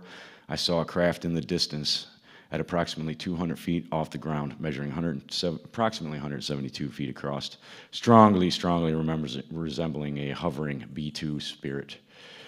Upon first glance, my eyes were adjusting to the darkness. I could see 7 lights in a V shape. After that, I closed my eyes for approximately 30 seconds to allow them to adjust to lighting conditions. We were running red lights throughout the bunker due to the current live fire exercise. The range was hot. That means rounds are being fired and lives are at risk at all times. This was interrupted by a very, very ominous call, a net call. It said, "Cease fire, cease fire, cease fire." It came from one of our observer controllers on the ground. There was about 27 teams out there. And they kept soldiers alive and trained them. Sorry, thank you, Doctor. Once my eyes adjusted, I could make out the general shape of the craft. There were 2 men from Raytheon present. I pulled out my night vision goggles to get a better look at the craft. It appeared to be generating 7 lights along its wings and underbelly. I noticed another smaller craft oriented on the right side and at the same height as the first craft, approximately 75 feet to 100 yards to its right. The second craft was jet black, V-shaped, pointed towards the first craft. This craft had equally joined, spaced, rectangular sections forming the hull. The craft had a gimbal rack that deployed from the bottom of the craft. Approximately 5 to 6 holographic lights, holographic emitting lights were pointed directly at the first craft.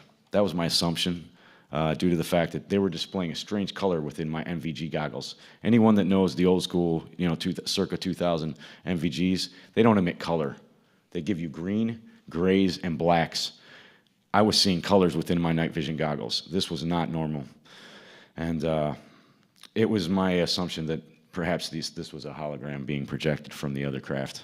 I can't confirm that. However, that was my assessment at the time and my suspicion at the time. I wanted to throw a baseball at it, but I didn't have one, just to see if it was tangible and solid. The second craft was jet black, V-shaped. I'm sorry, jumped a little space here. Thank you for the bullets, Raven. The craft and the gimbal rack were deployed from the bottom of the craft and approximately 5 or 6 lights. Sorry, Dr. Greer. Guys, I goofed up, and that's a part of the brain injury suffered during an explosion on the live fire range. One of the 2 men on the observation deck from Raytheon noticed the night vision goggles I had. He went from chattering cheerfully. They were pretty relaxed. They'd seen these before. It wasn't abnormal to them. He looked at me with a very, very severe look of disapproval and anger that I had. At that point, they both went calmly inside, probably a little bit angry, and it felt as though I had crossed the line. I took another look with my night vision goggles. The reason this event was not reported was due to the fact that it was not unidentified. I'm going to repeat this very clearly to the cameras. This craft was not unidentified. This was on our birds, and to the observer controller that called that out on the range, I'm not going to put his call sign out. Roger up, eyes on, hands on confirmation. That's our bird, but she doesn't need wind to get lift. She was hovering stationary. This was, I'm going to interject here. Sorry, guys. This was very dangerous. This craft showed up unscheduled. I got no notification. My job was to maintain command and control and to be the hub and top observer controller for the Tactical Operation Command Center for live fire desert warfare. That's the largest live fire warfare center for desert warfare on the planet and in history. So any moving objects that are on that desert floor or in those skies are supposed to be coordinated between myself and another group that I directly worked with the civilian personnel through Raytheon and the United States Air Force. So to get back to the statements here, the reason the event was skip. All right, well, this is going to jump in a little. I was the fastest promoted soldier in 25 years on the post. And I was the youngest #1 control seat holder at Fort Irwin NTC facility in history that held the title, the Voice of the Desert. When I cued my mic at my FM base station, it shut down all radios, and I could shut down the range for safety reasons or for medevac calls, safety reports, weather reports, and any other thing that was commanded by me, by my superiors. I skipped over that, but I filled it in good. Approximately 5 to 7 days later, sorry guys, this is personal. This affected the rest of my marriage, my life, and my relationship with my child.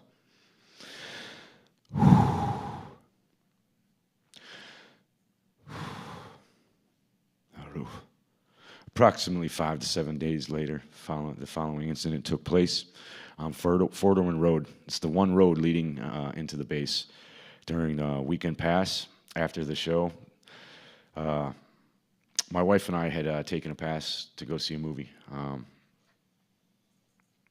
And this took place right after the live fire bunker, about 5 to 7 days afterwards. We skipped the second movie, or halfway through. I was really tired, just got back from running the range, 78-hour shifts with no relief. We passed a dry lake bed on the right-hand side. I've got that exact information already turned into the proper authorities. Thank you, Dr. Greer and all of his team. People out there, please get ready to come out. There's a saying they got, an old friend of mine, well, a new friend, but he reminded me of an old saying they have at Fort Benning, Georgia. It says, "Follow me."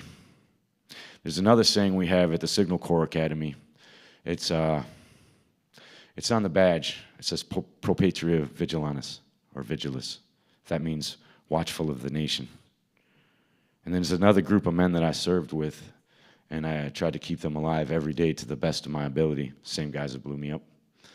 And I still love them today, and I ask for amnesty for all of the information I'm going to say from here on in. These boys are on the ground, on the hottest spots in the planet, along with these other soldiers, and they're dying out there. They're out there killing people under false pretenses. I've also turned information in that may be able to prove that to the proper authorities, thanks to Dr. Greer and his team. His team so far has been accommodating, polite, honest, respectful, and this man is my new general. He leads the way. So rally up, rally on me. This man is the way.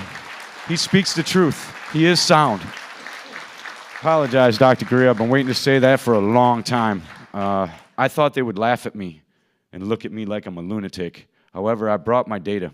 I brought the information. They stripped my information, said I had a driver's badge and a service ribbon. I had 2 accommodation medals, and I had total 7 certificates. They put me in for an ARCOM, which is the highest award you can get for a non-deployable base. I'm a non-combatant, but I'm as close as you can get to being one.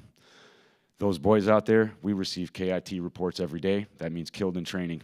Had I been in a real tactical operation command center or bunker on the range, like the one that just got hit in Ukraine, then I'd be sending men out to die every day. Those guys hated the voice of the desert because we gave them commands to send their troops into danger and to death, even if we knew that they were just the decoys for the real mission. So I'm going to have to jump back to this. I apologize, Raven and everyone, for going off track, but that had to be said. Back to the story in hand. This isn't a story. It's my story. This is a real story. And don't forget that. This is real. This can't be made up. And I can give you the exact locations. I can drive Dr. Greer and all of the command, Congress, everyone there to the bunker. So we passed a dry lake bed on the right-hand side. My driver's side mirror reflected a powerful white light into my eyes. I saw a bright white light pop up out of the canyon that I had just come from. I looked over my left shoulder and saw a zipping light that zipped through the curves in that bend, mimicking my exact track and exactly the speed that I had had. Suddenly, all I could see was a bright light through all of my windows, and at that exact same time, my car's power steering and the engine's electrical system, everything died, completely died.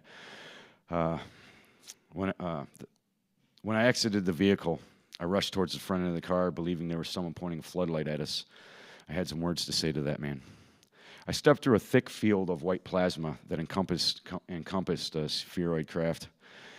As I turned to go inspect the craft, my wife opened the door, and she ran out towards the front of the car, and she was yelling, "Steve, no."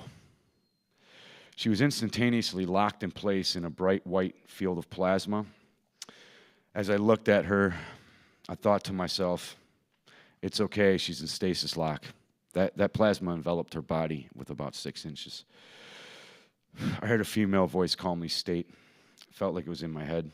It said, she is in stasis lock. It was a confirmation. Thank you, Dr. Greer. Relieved that she was safe, I started approaching the craft for further inspection. The craft and the car were nose to nose at a 90-degree formation. If you looked at it from a bird's eye view, it would be in an L shape, nose to nose. The craft was, there was a plasma field emitting approximately 12 inches off of the craft inside this white plasma field. The craft seemed about approximately 23 feet long. I stepped forward with my left hand extended and slightly reaching out to it. The craft responded to my movement. This startled me slightly, but I took it and stood still, just in case. By moving back and pivoting the nose away from my hand like a cat or a boxer, and it felt like a cat to me.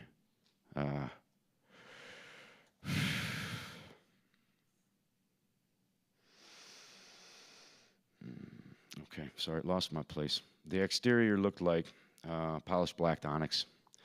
As I approached the craft, I noticed ambient temperature, not hot or cold. I kind of leaned down and touched the craft, and as I swiped my hand up the craft's starboard side, also towards the front of the craft, it was as smooth as glass. However, when I drew my hand back towards me, it felt like shark skin or a cat's tongue. That was followed by a reaction. The reaction followed my hand, and as I... Oh, it's slightly off here. So I'm going to have to do this with my hands just to describe it for you. As you can see here in the picture, I put my hand on the craft like this, and I kind of pushed my head forward. I can't do it here because of the mic, but I wanted to swipe my hand up and look at it like I was planing a piece of wood. As I drew my hand back, that's when I felt that this strange texture. It felt like tiger skin, or a shark skin, or like I said, a cat's tongue. As I drew my hand back, pixels jumped off the craft. They were like micro shavings. I would call it, they resembled graphene or magnetite shavings and nano-sized particles. As I did that, and as I swiped up first, I guess to get back to that, as I swiped up, the craft emitted a tiger stripe pattern up the starboard side of the craft. As I drew my hand backwards, the pixels popped up. And as I did, the craft purred. It bellowed through my body. I could feel it resonate my body cavity. And it was very intense. I felt like I was in contact with a living creature. Yes, sir. The reaction, okay, I'm already done with this. Thank you. As I drew my hand back, a lattice work opened up underneath. There was a very vibrant colors coming out of the craft, the underskin. This was a very thin nano-layer. And there was a meshwork, honeycomb style. And it was like a lattice work that was like a frame around this. Beneath that was, well, there were filaments flowing. They looked like a neural network.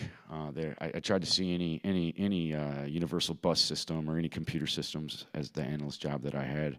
I saw none of this. As I drew the hand closer to myself, trying to peer through all these bright, wicked, beautiful lights that were pinks, blues, and every light color you could think of in the spectrum, I wasn't able to see anything through it. So as I drew my hand this way, I kind of pressed off the vehicle. The vehicle was stable. I mean, this thing was locked in position. It's not like Star Wars when you jump off of something and it moves. This thing was solidly locked in place, solid. I seen a shape right here through my elbow as I leaned my face down, and I could see up into the sky above my car a mirage, which was like a silhouette or a heat foil on the road. And the stars shimmered in a straight line, and in a very long distance there was a curve. So it seemed to be curved. Either way, right when that ripple hit in the sky, the stars then refixed back into place. I realized I was looking at a cloaking device on a very, very, very large craft that seemed to encompass the whole desert area that I was under. At that moment in time, I glanced and panned my view just to try to get fathom the dimensions of this craft. And I saw a giant bright white light floating in the sky. And it was a hangar bay door opened. Couldn't see doors. It was just a bright white light. And it looked like a window floating through the sky, maybe even a portal. People might, from a distance, think, hey, that's a portal, but I obviously knew it was a craft. So this is a hangar bay door. And there was a female silhouette standing there.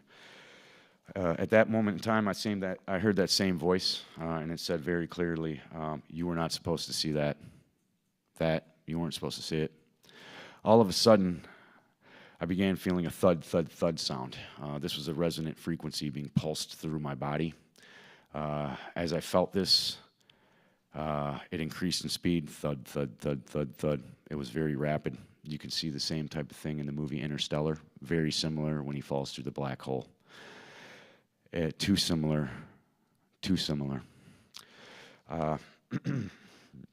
As this thud resonated in my body, I felt my molecular or my cells, maybe the quantum level of my body, feel like it was being resonated. I felt like maybe I'm going to be microwaved or something to that nature. Either way, I seen some bands coming through.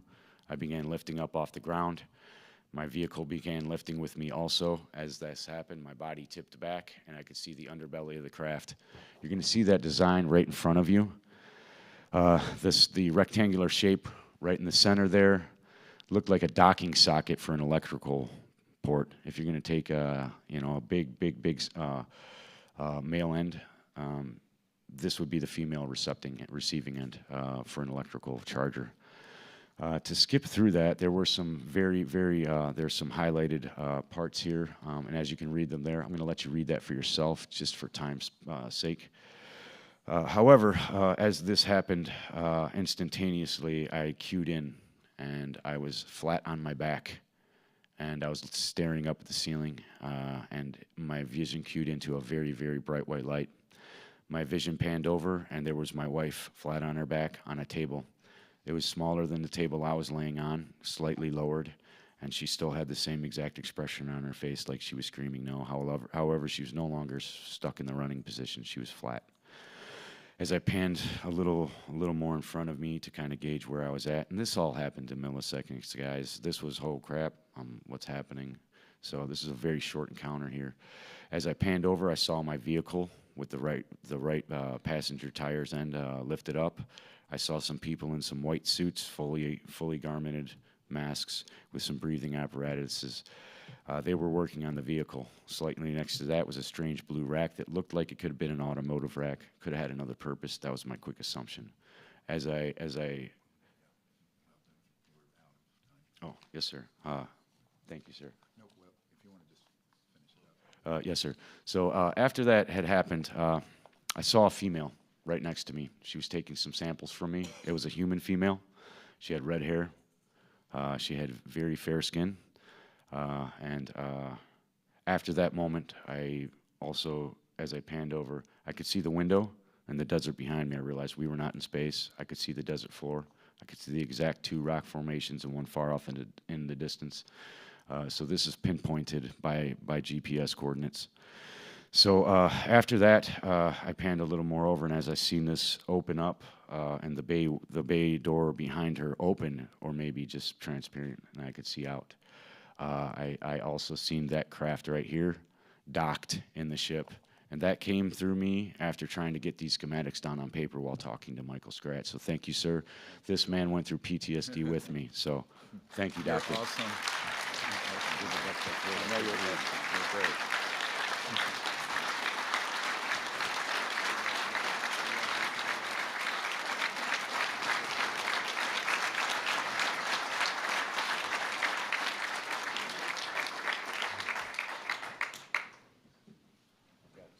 Thank you very much.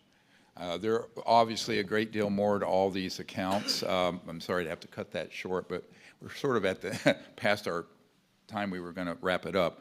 But I will tell you that this is not a typical, the craft he was referring to are ours. That was Raytheon objects. Those are, and he said, yes, they are. His key point needs to be made, absolutely. They have been used in simulated quote-unquote abductions. In this case, a very decorated and heroic man was essentially tortured by this. This is a crime that must be investigated and brought to justice quickly. The next witness is D.C. Long from Fort Bragg. He was involved in an incidental event. Many of these witnesses at this point were people who saw something they shouldn't, and there were reprisals and things that happened. It's a pattern. The ones that were read in for a number of years, like one man that I shared earlier, 10 years in those operations, those are the ones waiting for greater protection for themselves before they step forward, but we have many of them. So with no further ado, I welcome my friend, D.C. Long.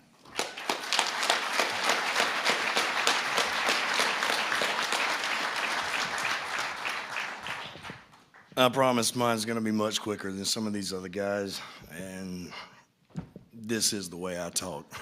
So I apologize for that as well. Everyone that I've met here, I would love to go through every name. I would love to go through every situation. What these gentlemen have, we could spend years talking about it, just getting to all the moments and everything that meant the most to us. And unfortunately, I have a very short amount of time to do that. My military service began in 1997, and it stretched to 2013 until I was medically retired, injuries received in a combat jump. Ironically enough, the quick story that I'm going to tell you guys has virtually nothing to do with my military career until it got to the very end of the story. Long story short, my father grew up as a contractor. That was his entire life. He could build anything with his hands. He could tear it down and build it again for you. I segue that, and the only reason I bring him up is because my father is how I got tied into this story. As a government contractor on Fort Bragg, he met some people. He got friends with some people in the upper echelons in the military, the tip of the spear. The guys who didn't need the Army Corps of Engineers permission to build anything that they wanted. These people that I met when I was 13 years old. We would go on hunts together. We would go on fishing trips together, riding their planes. They would take us all over the continental U.S. just to enjoy their time together. People that I thought were my friends, that I didn't know that they were in the military until years after I had been in myself. We meet up at 18th Airborne Headquarters by my father's request from me. He asked me if I could help him assist. We didn't know where the project was. We were told that we were going to be met by an escort from the JFK Warfare Center. He shows up. I recognize him as one of my father's friends. I overheard that the place we're going to be going is Range 19. I'd never heard of this place before, hadn't since. They put us in a van, no windows, no partition to the front. So we were joking, what did you say? Because we're taking you to Leavenworth. We show up at Range 19. The only thing that was directly in front of me looked like a bunker, 45 degree inches from a concrete bunker, covered in trash. Looked like an actual dump. We open up, there's another escort, and they're waiting on us. They take us to a freight elevator. We take the elevator down. At that time, we were instructed, keep your heads down, keep your eyes on the heels of the men in front of you, or you'll be fired upon. I've heard plenty of instances of military jargon. People like to jibe each other. I didn't take it as a joke, but I knew enough to just do what he told me to. I didn't want to risk it. As soon as the freight elevator opened, the first thing that I could see were a few personnel connexes to the right in a large hangar, maybe twice, 3 times the size of the area that we're in now. There was a monolithic slab directly in front of me that was being held up by nothing. The closer that I got to this slab, I felt an intense vibration inside of my body. I never felt anything like that before in my life, never anything since, but it left no sound. The loudest thing in that room was the silence and the footfalls of the people in front of and behind me. As I got closer, my natural southern curiosity took over. Oh, my shoes are untied. So I go down just to take a peek. And there's absolutely nothing up underneath this monolithic slab that if I had to estimate would be well over 100 tons. Absolutely nothing holding it up. You can see by the picture, there's another boulder directly behind it. It was flat on the ground. There were 2 other people beside it. I could only see heels and feet. To the right, you could see what looked like a boulder. And all 3 of these that I could tell had this box on top that was black with spires that came off, and I couldn't tell where it was connected, but it obviously had something to do with the levitation. The one to the right was being spun by the personnel that you could see in the picture.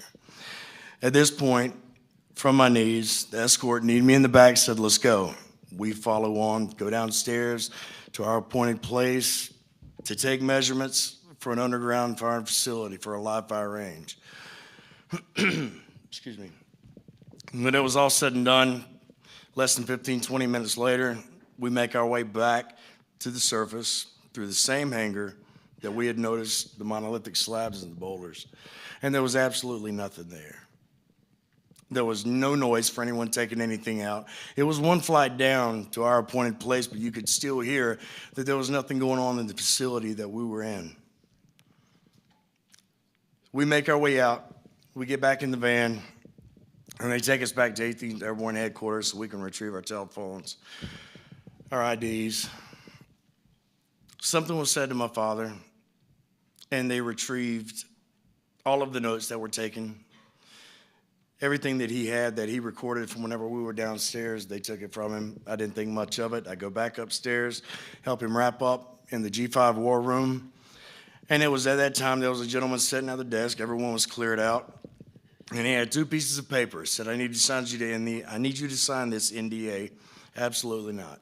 You know, we didn't so much take it as a joke, but we just didn't feel like the things that we had witnessed, although I did realize it was something that I never should have seen in my life.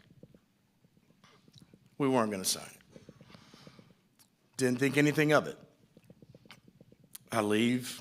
I get a call the next day, less than 24 hours later. Hey, man, you need to come down. We're trying to go to work, and everything's locked up. Everything's gone.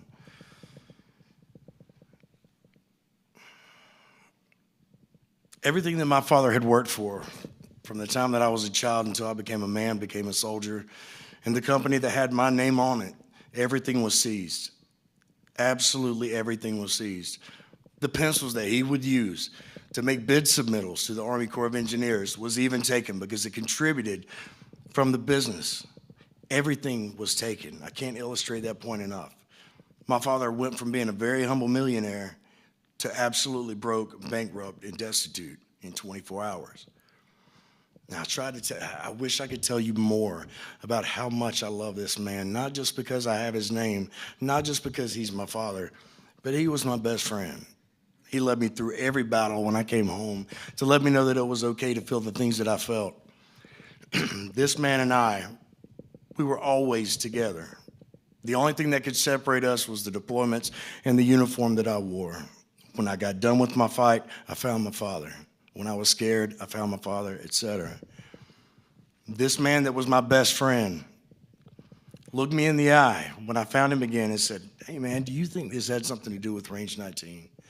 Please pardon my language." My father looks at me and says, "Don't you ever fucking bring that up to me again." That was the last time that I heard my father's voice in this life. That was the last time that we ever had any peaceful interaction, and that was as peaceful as it got. Shortly after, I continue on, and we had a JFEX. Any of my old paratroopers, they know what that is. It's a jump field training exercise, battalion wide. It's a big deal. There's only 12 men in my stick, getting ready to go out of the bird. I'm the first man looking at the horizon, waiting for the jump master to give me the signal. His hand's raised. I notice at the right side, someone coming up to my shoulder, and it's one of the escorts. One of the men that I knew personally from the time I was a child till I was a man and a soldier. He hooks up, he looks at me, gives me a wink. I didn't think much of it.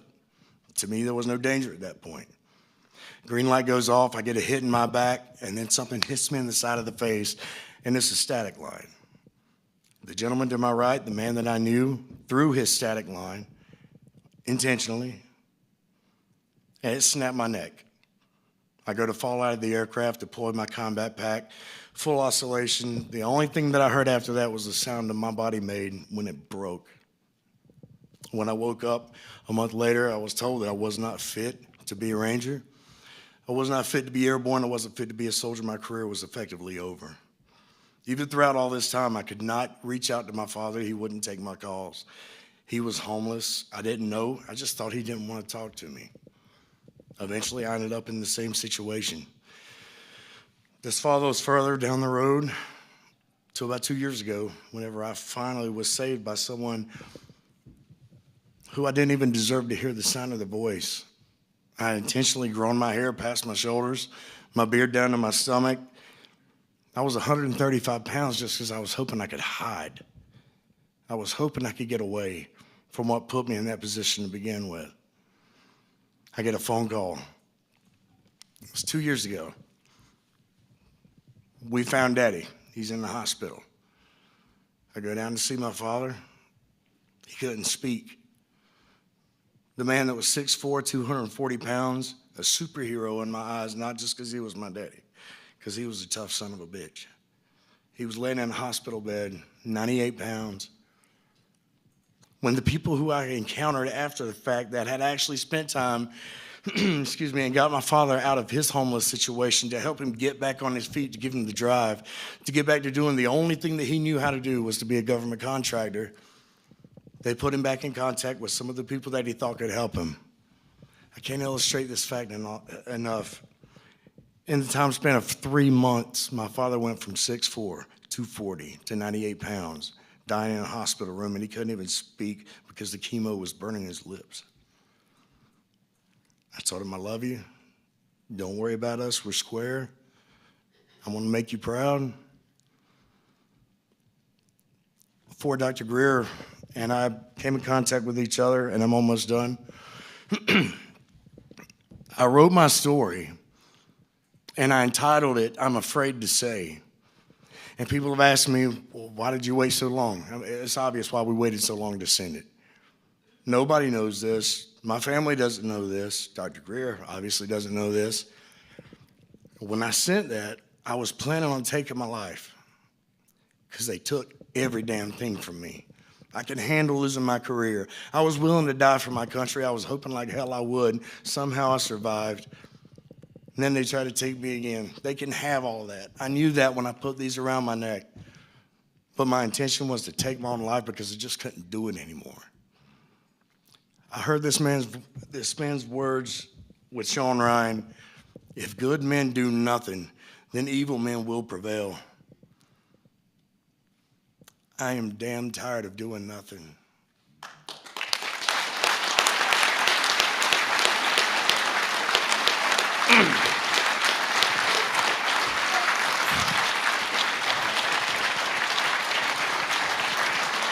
This is the absolute last thing that I'm going to say to you. I was trained to never fight. I was trained to fight, never give up, never stop, as long as you had a breath in your body. I gave my breath away. The people in this room, everyone that I've had the blessed opportunity to spend time with, I've heard you say that we're brave, that we're heroes, and it embarrasses me because I personally felt like I don't deserve to be in the room with all of you heroes, because I would not have the words and the breath to come from my body if it wasn't for the strength that you give me when you shake my hand, when you hug my neck. Thank you so much. Godspeed.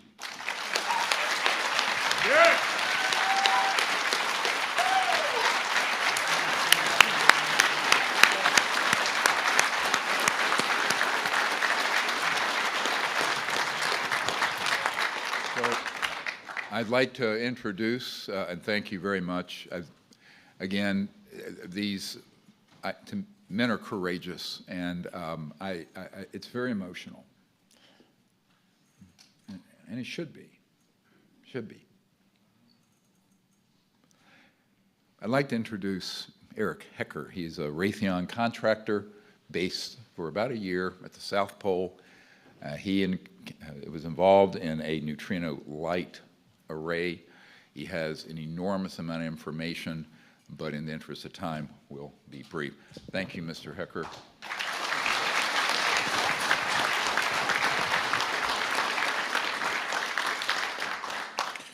Hello, everybody.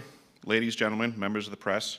I'm very happy that you're giving me this attention and this information attention because it needs to get out to the world. I will start, since we have to be brief. I have already given all pertinent information and supporting documentation to the Senate Intelligence Committee and ARROW. They informed me that all of my information will be recorded for public record and shared with Congress. It is that important. In 2010, I was selected to go down to the South Pole Station in Antarctica for an entire year by Raytheon Polar Services as an employee of a third-party contractor for the National Science Foundation. I functioned in a dual-role capacity as a tradesman and a firefighter. My responsibilities required me to be more informed than most of my crew and offered me complete access to the facilities. What I learned from this unique experience needs to be shared with the entire world. The technology at the South Pole Station certainly can do what it is presented as its primary purposes, and unfortunately, much more. The IceCube neutrino detector is presented as a passive listening device for the purposes of the science as presented. But I'm going to skip right through the chase, folks. I have provided documentation that proves that the 5,160, what they call DOMs, that are embedded in the ice can actually transmit at 2,047 volts each. That gives us a long list of things to consider. It is effectively a multifaceted directed energy weapons platform that I will list rapidly a few things that it can do. Vehicle detection. We're learning that these off-world craft, on-world craft, ours or other nations, are also emitting neutrinos. So this makes the South Pole Station effectively an air traffic control station for this new level of equipment that nobody's discussing. In addition to the ability to detect neutrinos and the exotic vehicles, I have provided documentation that shows that this is also a system for faster than light communications. In the past, Gary McKinnon has hacked NASA, found the off-world fleet, the list of captains, and it's apparent that if we have faster than light vehicles moving throughout this system, we're going to need faster than light communications. This is that facility. Unfortunately, I have other bad news. The season that I was there, 2010 to 2011, we converted from construction to operations and maintenance in both the elevated station and the detector array. Unfortunately, when they first fired it up, that was when we had the earthquakes in Christchurch, New Zealand. There was 2 incidental shots before they were able to target it correctly. This is an earthquake generating device as well. This is the weapons of war that we have to deal with now and what Raytheon's hiding. There's an ELF system at the South Pole Station that when I arrived, I was told it was off, dismantled, and completely defunct. In my work, I will rapidly just tell you, I had to figure out the circuitry for certain other repairs, and I found that this system is in fact completely energized, up and running, and being utilized with the other systems for nefarious purposes as well. The Atmospheric Research Observatory is in what we call the clean air sector. I witnessed myself a very powerful green laser shooting out of the top of this facility into the cosmos.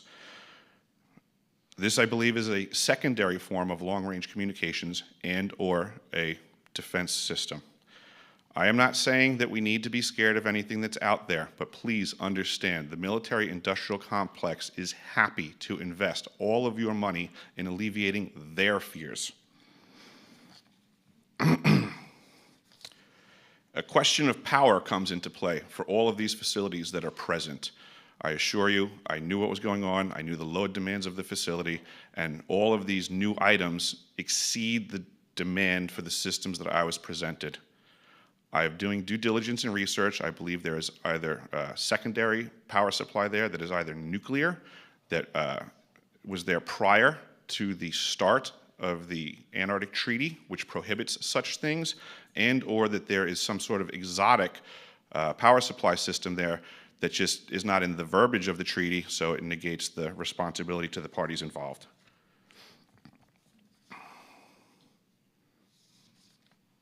I think that pretty much covers it for time.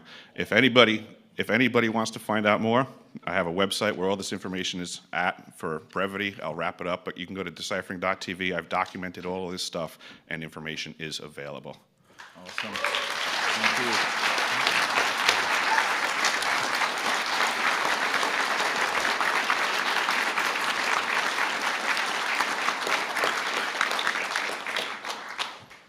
We are running a little over, and I apologize, but I think it's worth hearing as much as we can from these very courageous men.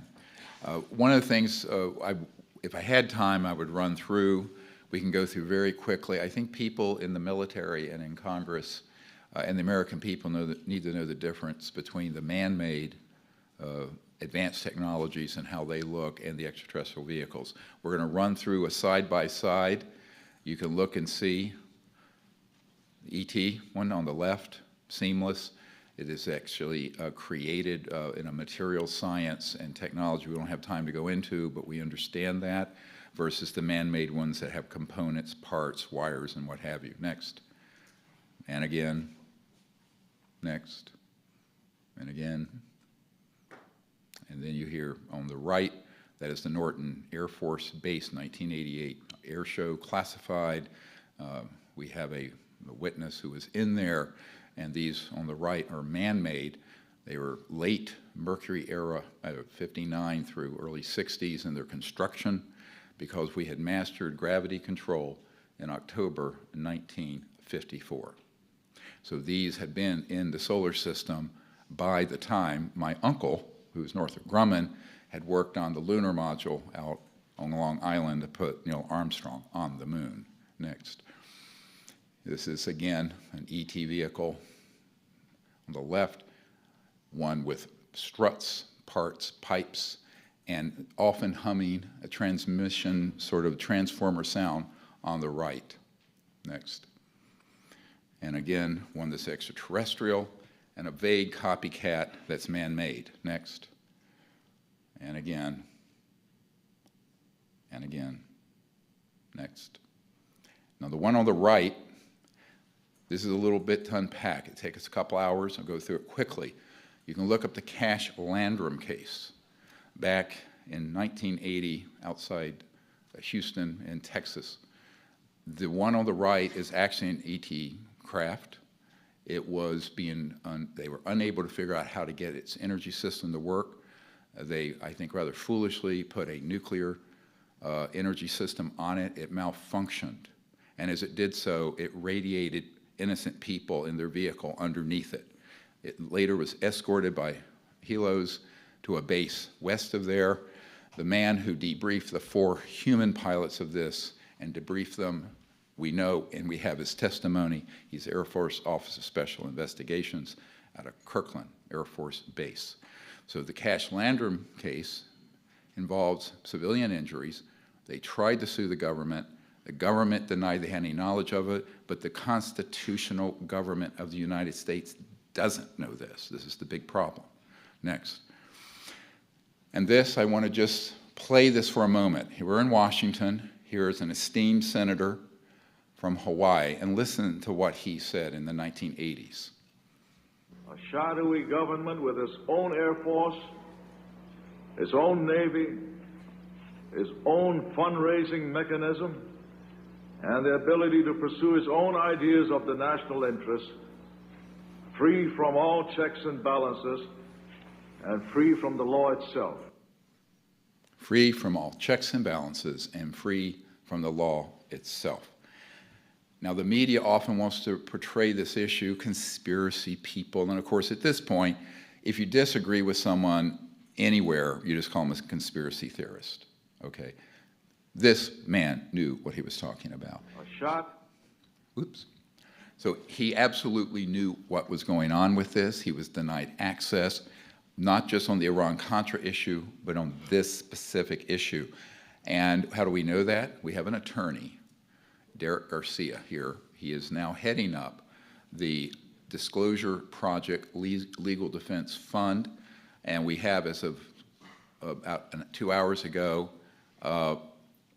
90 plus attorneys and legal professionals to represent Disclosure Project witnesses and to pursue racketeering, influence, corrupt organization lawsuits against various corporations and individuals that are liable. The United States Congress and President need to act, but we will act pending their action. I'd like to then welcome Derek Garcia to the podium.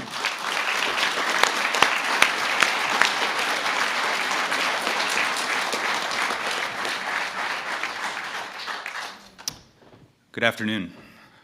My name is Derek Garcia. I'm a civil rights attorney from New Mexico. I've been in practice for 13 years.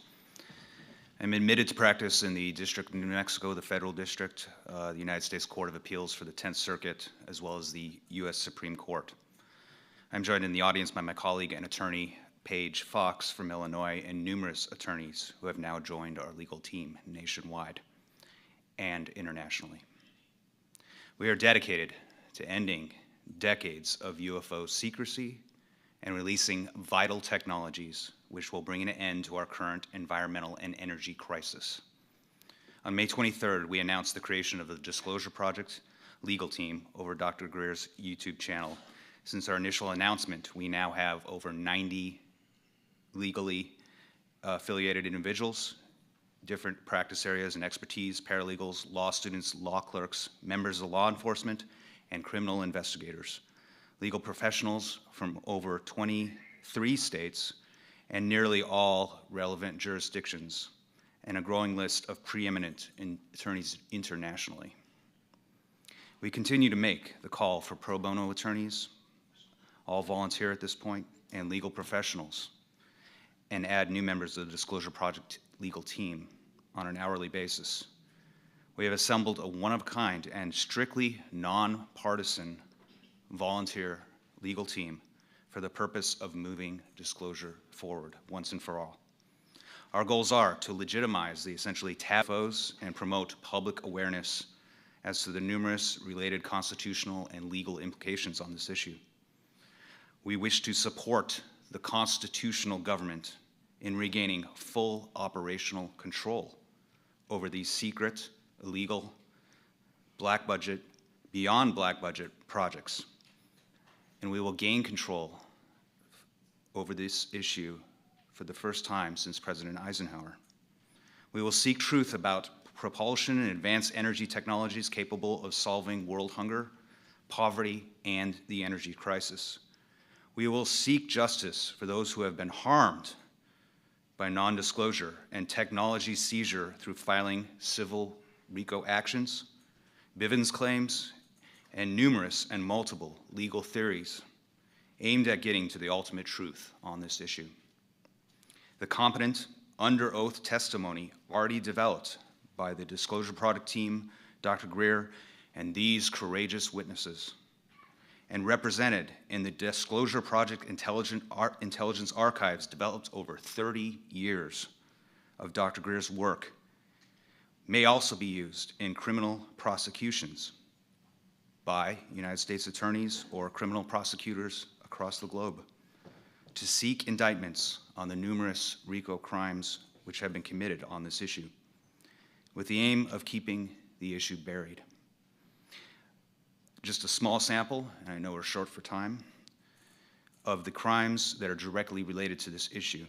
Disclosure Project witnesses have and gathered intelligence has established the following major crimes: treason against the United States of America, murder, mass murder, torture, kidnapping and abduction, embezzlement of government funds, embezzlement of private funds, bank fraud, money laundering, illegal surveillance, insubordination and insurrection against the United States, false imprisonment, witness and whistleblower intimidation, theft of intellectual property, trespassing, burglary, framing of innocent people, government corruption, blackmail, bribery, and illegal use of the government and military property, and many, many more crimes. We hoped to support the civilian government, criminal prosecutors. Any evidence that we develop and continue to develop can be used for that purpose. My personal experience in coming to this issue was as a young intern for Senators Bingaman and Domenici in the summer of 2001 on Capitol Hill in Washington, D.C. The Disclosure Project press conference had just taken place on May 9th of 2001. During my internship, I distributed numerous copies of the Disclosure Project executive summary and briefing document and other written materials to various members of Congress and their staff, including direct submissions to leading members of the Senate in the underground subway system. Waiting in the hallway of the Hart Senate office building, I encountered a hero of our country, Senator Daniel Inouye, walking back from his office. I gave the senator a copy of the Disclosure Project executive summary and asked him if he had heard about the Disclosure Project and what he thought of UFOs, extraterrestrial intelligence, and the possibility of these intelligences actually visiting Earth. Senator Inouye responded by hand signaling me to follow him back to his private office. He shut the door of his private office. Senator Inouye said he dealt with the UFO issue extensively while he was chairman of the Senate Intelligence Committee in 1976. Senator Inouye confirmed that he had seen the May 9th, 2001 Disclosure Project press conference here at the National Press Club, and that the testimony provided by those courageous witnesses at the time was substantially accurate and correct, based on his direct experience and briefings on this subject. Senator Inouye confirmed that many UFOs and projects related to such represented genuine extraterrestrial vehicles, and that this issue, as portrayed by Dr. Stephen Greer and the 2001 Disclosure Project witnesses, was real, genuine, and absolutely not a hoax. I asked Senator Inouye if it was true that a secret, unacknowledged entity or control group operating illegally inside the United States government, internationally, and/or within the private sector among defense contractors and corporations had direct operational control of the UFO ETV issue. Senator Inouye confirmed his statement that there exists a shadowy government with its own Air Force, its own Navy, its own fundraising mechanism, and the ability to pursue its own ideas of the national interest, free from all checks and balances and free from the law itself, as stated during the Iran-Contra hearings in 1987. I asked whether he was exaggerating when he made this statement. I asked if perhaps he was speaking of another government. I asked many questions that day, but he looked to me and he told me directly that he was not exaggerating, that the illegal shadow government did exist at the time he made his statement in 1987 and continued to exist in 2001 during our conversation, and that the entity had thus far escaped complete scrutiny, control, and oversight by the legally authorized and constitutional government of the United States.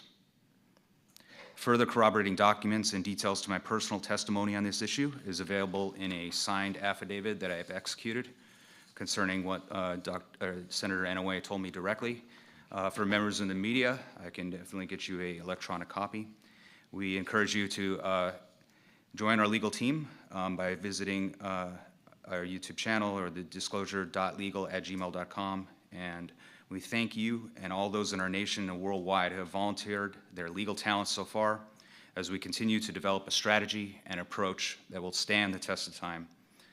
Show up, suit up, stand up for the future of your country and for your world. Thank you. Thank you.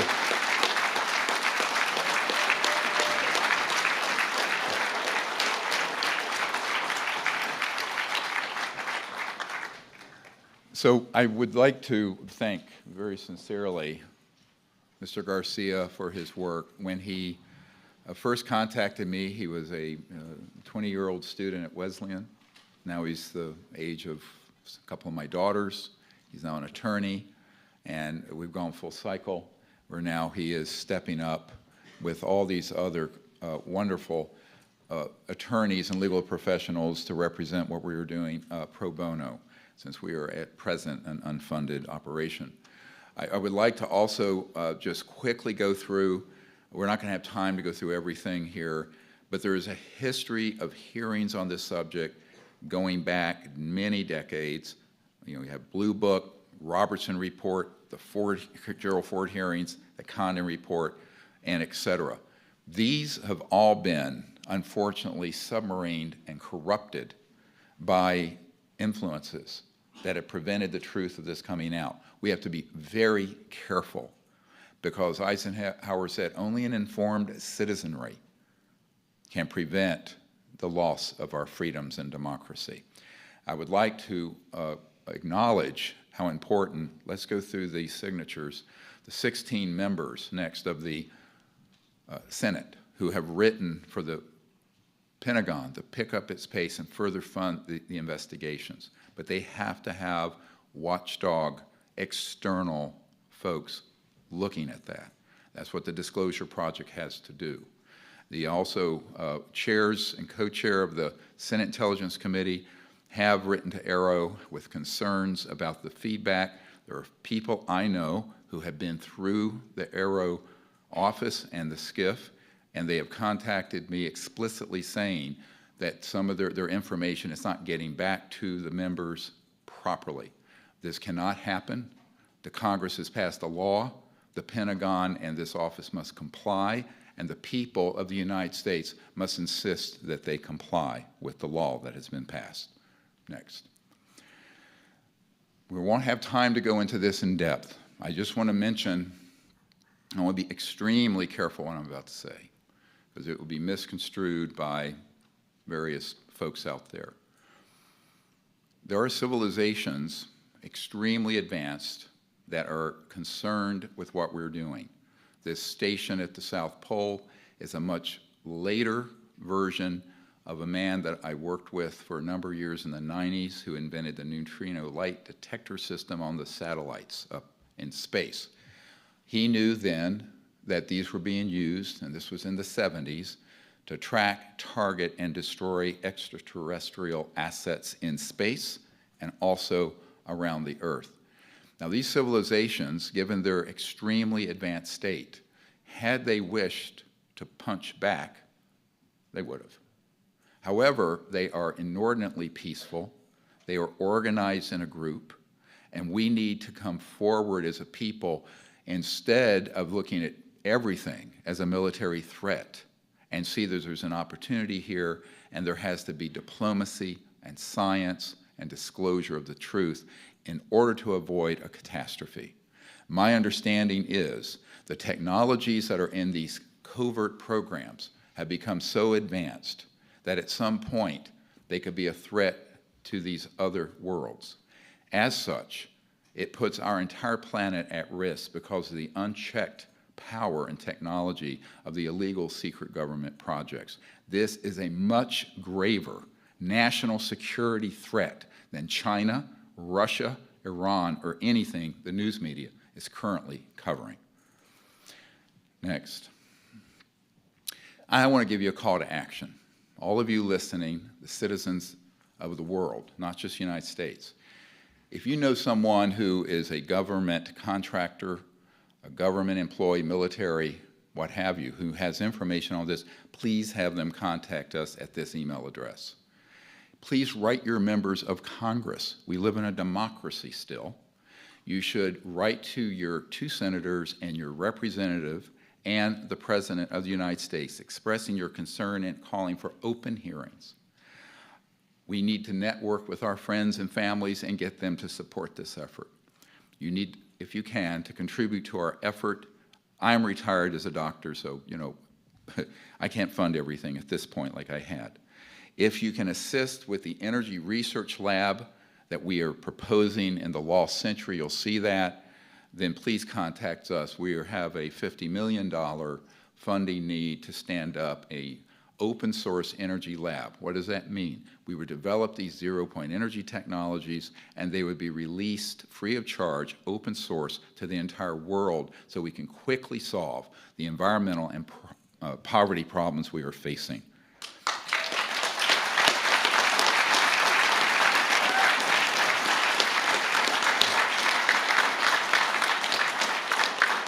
Our goal is to acquire or develop a zero-point quantum vacuum system no later than 2026. That's very fast. So we need your help. If you're a scientist who knows these technologies or in other capacities can help us, hoping we get funding, we will call on you to be part of this multi-centered lab. In other words, we would have this lab streamed continuously. All breakthroughs would be blockchain distributed in real time, and there would be other affiliated labs around the world working on this, so it could not be invaded and shut down in one place. Next. And in wrapping up, I'd like to share something that I learned from Colonel Philip Corso prior to his death, when I was involved, and he came forward, as you all know, wrote the day after Roswell. He had been involved in some of the technology transfer, and he had an experience out at the White Sands missile range back in the 50s. Pretty sure it was 1956, but I don't want to be, don't quote me on that. And he was a colonel. He was involved in these projects. There was an ET craft that came in daytime and came down over the range. He went out there with a couple of his guys. And this craft, it would be three-dimensional and then vanish like a heat wave, like Stephen Digna explained, and then back again. Finally, it stayed. There was an ET that emerged, extraterrestrial biological entity, and he said, the ET was communicating, please don't hit us with these radar. Can you get these radar systems out? You know, and was asking, because they were operational, of course, at that time they were operational at Roswell. And he missed being a brash young, you know, Air Force colonel, and he says, what's in it for me? And the ET says, a new world if you can take it. Now, I was one. Now, you know, I have 12 grandchildren. What kind of world are we going to leave them if we don't fix this problem? Because it involves peace, and we have to work towards contact that is in a peaceful paradigm. We have launched a very controversial project, as I get attacked the most for, the CE5, or Close Encounter of the Fifth Kind contact program, as sort of an experimental, community-based outreach to these civilizations. We have had a number of extraordinary contact experiences. This is sort of a prototype that the French government during the presidency of Sarkozy asked us to demonstrate, and we set up an operation in France that was protected, where we did have events take place. I think we have to begin to ask, what can we do as a civilian government where we don't try to militarize and weaponize everything we don't understand? Because here's the problem. If you're a hammer, the whole world's a nail. And so we have to get this disclosed properly so that our brighter scientists, our academics, our political leadership and our diplomats and the citizens can take the lead on this issue rather than an illegal and clandestine operation that is a threat to national and world security. Thank you for your attention.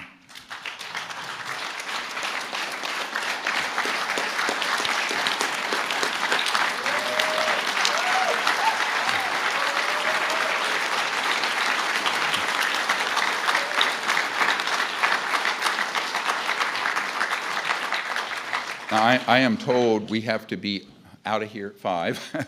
We've gone over about an hour, and I apologize for that.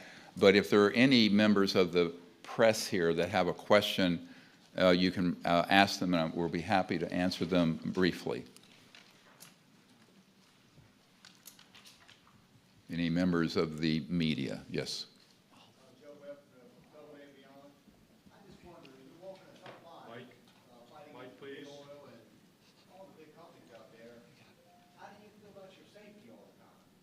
He's asking about our safety. Look, if I was worried about my safety, I would have never walked on down this path. I have been threatened, and we've had some losses on our team. I've had a few people over the years that worked with me who have been killed. It's difficult. But I just think the mission of what we're trying to do is more important than one life, mine. So you can't worry about that. We do have good security now, and I think that there are people, frankly, in these very classified projects who do want to help us and protect us, and they have been since about 1998. And that's pretty much. Or is there another? Oh, you're welcome.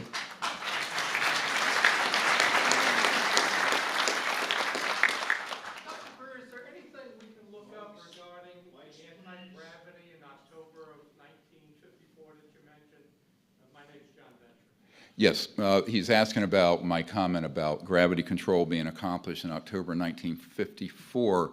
A member of my team for many years was the top scientist at the Naval Research Labs here in Washington, so one of the major Department of Defense labs. He was one step down after the director of the lab, and he had been in a vault where he saw the document in a skiff and saw the documentation that we had mastered gravity control, meaning that we had had experimentation with it earlier, but mastering it so it was stable occurred in October of 1954. His name is Richard Foch, F-O-C-H. He is deceased, but he worked with us for many years and was very much in the inside. He also introduced me to some folks down near the Redstone Arsenal and a man who is under contract with IT&T, but he actually is working for the CIA, and he has developed these technologies also beginning in the 70s. And I've been at this man's skiff, he's been at my home. When he was going to develop one of these systems for us, some thugs went down and threatened he and his wife's life. So, you know, he had to back down. At that time, we didn't have a momentum and a way to secure his safety. So, yes, I mean, we do know that this goes back a long time. I know that we have Senator John Warner's son here, who his father was involved with this committee. It's the majority Joint Intelligence Committee, along with George H.W. Bush, who was the one who told Clinton to back down off of looking into this. And I was very involved with that. There's a long story here. We'd be here all night. But we do know that Paul Mellon, the grandfather of John Warner IV, who is here today, went over and retrieved a German disc at the end of World War II that was their prototype to develop a so-called anti-gravity electromagnetic gravitic system, but it wasn't fully operational by the time the war ended. But that became something that then was pursued later through operations that were highly classified in the United States and in the very black aerospace world. And we have this very well documented, by the way. This was a great deal of history here of the United States after World War II that the public doesn't know about, but it'll come out. Other questions? Yes, ma'am. Dr. Greer, Sherry Beal here from ArightToKnow.com, and I just want to thank you so much for your bravery in covering what many of us journalists in the truth movement see as ringing the alarm for the most critical topic on the planet right now. And, you know, we've really learned that we, the people, that we've been funding, unbeknownst to us with our taxpayer money, these black operations. What can you tell us that we can do? I know you had a call to action, but for not just the journalists, but everyone in this room and everyone tuning in, what can we do to help support and really flip this movement right now and help save, you know, our planet, humanity, have access to the free energy that we have been funding as well? Well, we need networking support. We need people like Sean Ryan, who had me on his show and got this message out to so many members of the military, Delta Force guys, Navy SEALs, others, and are now coming forward. We need significant funding because it's an unfunded project. Everyone who works with it is a volunteer, has been for 33 years. But I also think that we need people to network with friends, and it needs to be a grassroots movement of the people. And people need to also take the action I mentioned with their members of Congress. Most importantly, I think everyone who knows the truth about this needs to work night and day. This is what I did. I basically gave up about $12 million in earnings as a doctor to do this.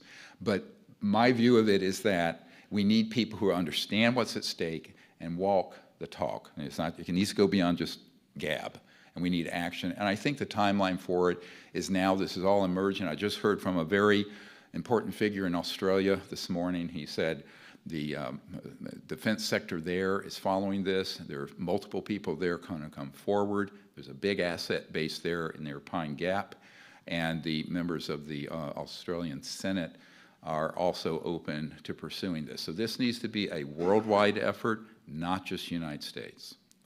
Yeah.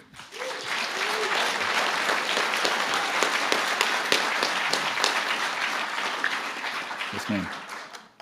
Paula Sterry here, Third Face of Moon. I'm just curious to know if the witness list that you rolled earlier with their accounts, if that's actually available anywhere for us to look at?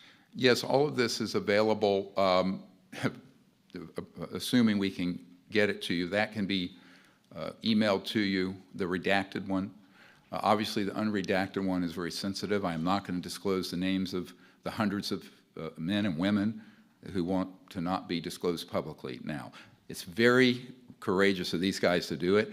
I know what it's like to be put in the crosshairs of this subject and ridiculed and defamed for 30 years. So these are very courageous people, but that list you can actually receive as well as the entire facilities list. Now, the facilities list just gives you a location, doesn't tell you quite everything that's there. It gives you a little bit of a little blurb. But it's what we can provide at this point. Again, remember, any requests like this are being fulfilled by volunteers who have day jobs and lives.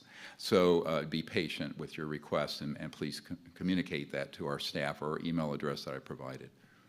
Yes, other? Yeah, over here. Yes. Who are these C-suite or henchmen for this ISG, just so we can be aware of who we're dealing with? The illegal secret government. Well, look, I know a number. I've actually met with a few of them over the years. He's deceased now, General Stubblebine, offered me $2 billion not to do what I'm doing in 1992. There were witnesses to this. The level of corruption is almost unbelievable. We do have a man who's this former chairman of a major Fortune 100 company who wants to come forward, but he and his family have been threatened in the last month.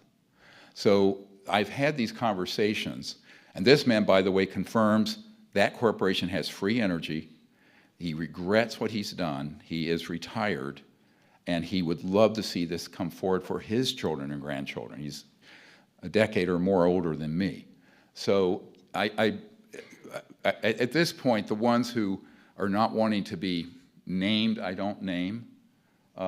However, if there's a proper investigation out of the White House and the Senate, we will name them, and if they need to be subpoenaed, they will be subpoenaed. But I mean, this is a process where I don't want to burn bridges to people who are actually sympathetic to what we're doing, but we have not provided enough protection. including immunity from seizure of their assets. This gentleman has several $100 million. He doesn't want to have that confiscated. He doesn't want his family threatened. And so it's a complicated issue. It's not like just blurting out a bunch of names. Other folks who have been named on this group are Admiral Bobby Ray Inman, who is still living, and other folks. So I think he was Director of National Security Agency, Deputy Director of CIA, and moved over to Science Applications International Corporation. We know which corporations are involved. We know where many of their plants are and bases are. And I think those have to be put under the control of the President and the Congress immediately. And I think that's more important than, you know, the personalities involved. But ultimately, it does come down to people. All of it comes down to people. And I think we need to have a number of those folks who are now out of their positions, out of the C-suite, step forward. But we need, so I keep emphasizing this, clear protections for them, because this is no laughing matter. I mean, when you've heard what happens, and many of these were people who incidentally came across this, and it destroyed their lives. Imagine if you were read in for 20 years. I mean, there are wet works, kill teams that will be deployed. And so this is very, very serious. It needs to be taken seriously, and I will not be, you know, too cavalier about what I'm going to require for those folks who do want to do the right thing. Now, the ones who don't want to do the right thing, I said this, we put a clock on it. The Congress and the President puts a clock on that, and then at that point, they get prosecuted. Or, by any means necessary, this gets resolved.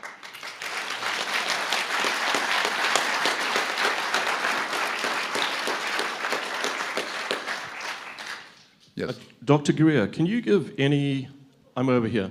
I see, yeah. Gavin McClellan. Sorry, can Mike. you give any clarification on the Van Allen radiation belts? There's a lot of dissension about the Van Allen radiation belts. Give any clarification on transportation through them? No, I don't have any specific information on that issue.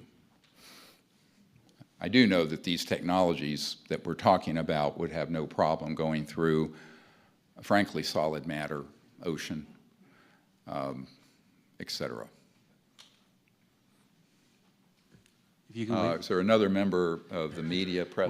Wait for the mic, please. Thank you very much.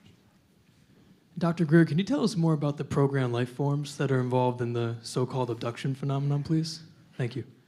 Yes, well, those, you know, they've been around for a very long time. As you know from our Air Force Office of Special Investigations witness who appeared in Unacknowledged, that document in 2017, in the early days, and I actually have met with people on the tactical teams from the good old days where they would have people who were short, looked whatever, and there was stagecraft like a Disney set, and they would be on these electrogravitic devices using various chemicals and what have you to abduct people. The purpose for that is to present a false threat from space. This is what Werner von Braun, who invented the rocket for Germany in World War II, told Carol Rosin on his deathbed and begged her to try to prevent the weaponization of space, and et cetera. He knew this was going on in 1974 when he made that warning, and you can see her testimony in the Disclosure Project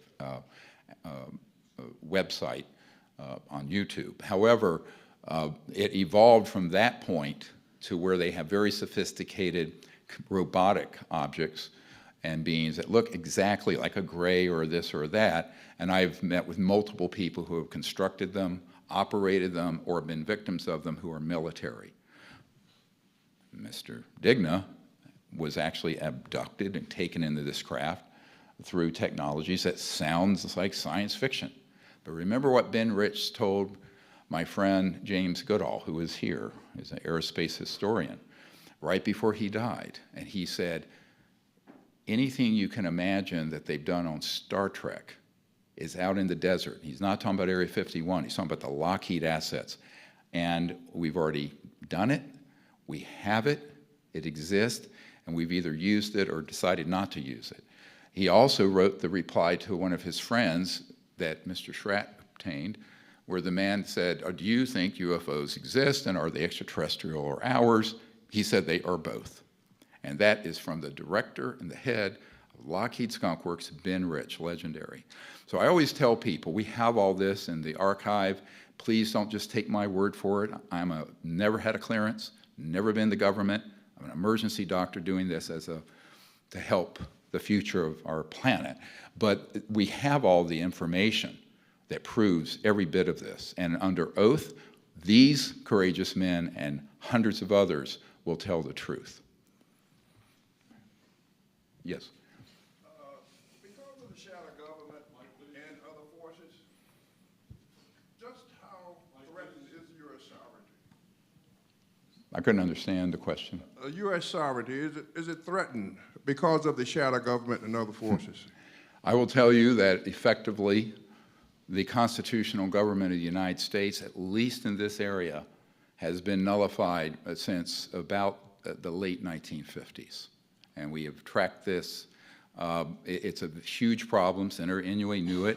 Now, in other regards, it's business as usual.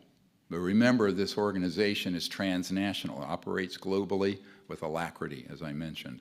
And so this is not just a U.S. problem. It's a global problem. But the center of gravity of it is here in the United States. Other questions before we need to move? Cassandra Joan Butler from Pathfinder News. Dr. Gear, thank you. This has been mind-blowing, but are there international groups such as yourself, similar to Disclosure Project across the globe? Are there networking with other like minds?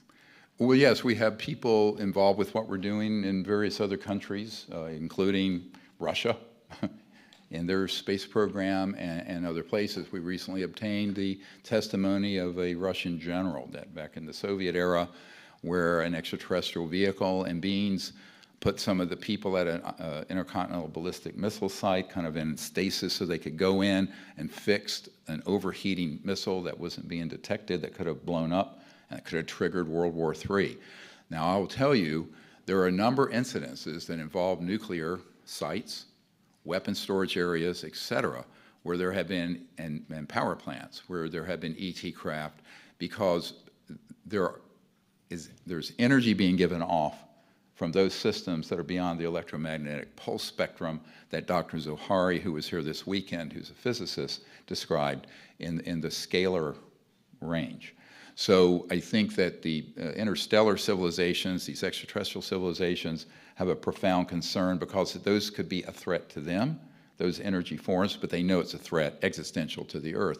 I actually honestly believe these civilizations regard the Earth as precious, that humanity is filled with promise, and I think they have been trying to warn us and keep us from going down the path of either geophysical disaster or war that would be using these sort of weapons.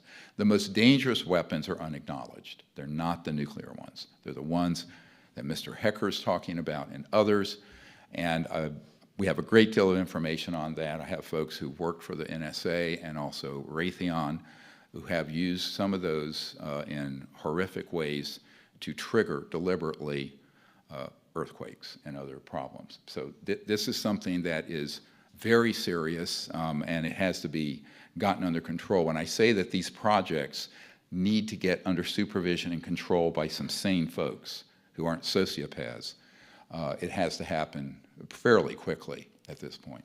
Yes.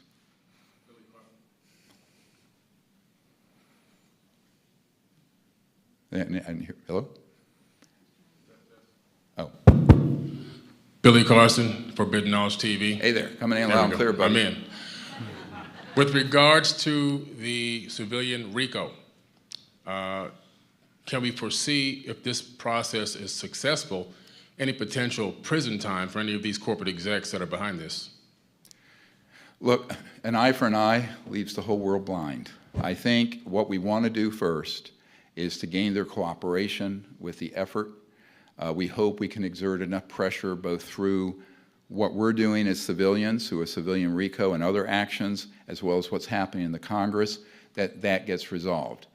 What you don't want to do is just throw down with folks who have technologies, and I will tell you, this is sensitive, But when I was briefing Admiral Tom Wilson, who is the head of Intelligence Joint Chiefs of Staff in 1997, 26 years ago, I can't believe it's been that long, at the end I asked, we need your help to get these projects under proper control. And he says, well, does the Secretary of Defense, I can't do it without his, and he's not giving me that order. He says, what about the President? I said, no, the President has been waived off. This is Bill Clinton, and I know exactly how that happened. Because I was very involved with Lawrence Rockefeller and all the Clinton issue. So the question becomes very quickly, and he said to me, how would we take on a group who have technologies 1,000 years beyond what I know we have, which is the best thing I can deploy is a B-2 stealth bomber. So this is a very serious issue strategically. How do you approach this? Now, the constitutional government of the United States has the rule of law, and I think if it's disclosed properly, the support of the populace and the people, and the rank and file. And I want to point out, virtually all of the Disclosure Project witnesses, except some of these few that are very much at the top, were just obeying orders. They were at a site, they were Delta Force or a Navy SEAL or what have you. They didn't know that the management of it had escaped constitutional control. And I didn't know that until 1993. And that was, of course, my coming of age when I realized, my God, the president and the director of the CIA are being denied access, and then multiple senators and congressmen that I met with privately. So I think that what we want to do is resolve this in a peaceful, legal fashion, and we do not want to just go straight to, DEFCON 1, right? We don't want to go to that. So I think we need to do that in the next 6 months, however. The information I have, I don't want to go further than that, is that a clock has been placed on this. It must be resolved within this year, early next year, and then things are going to deteriorate significantly.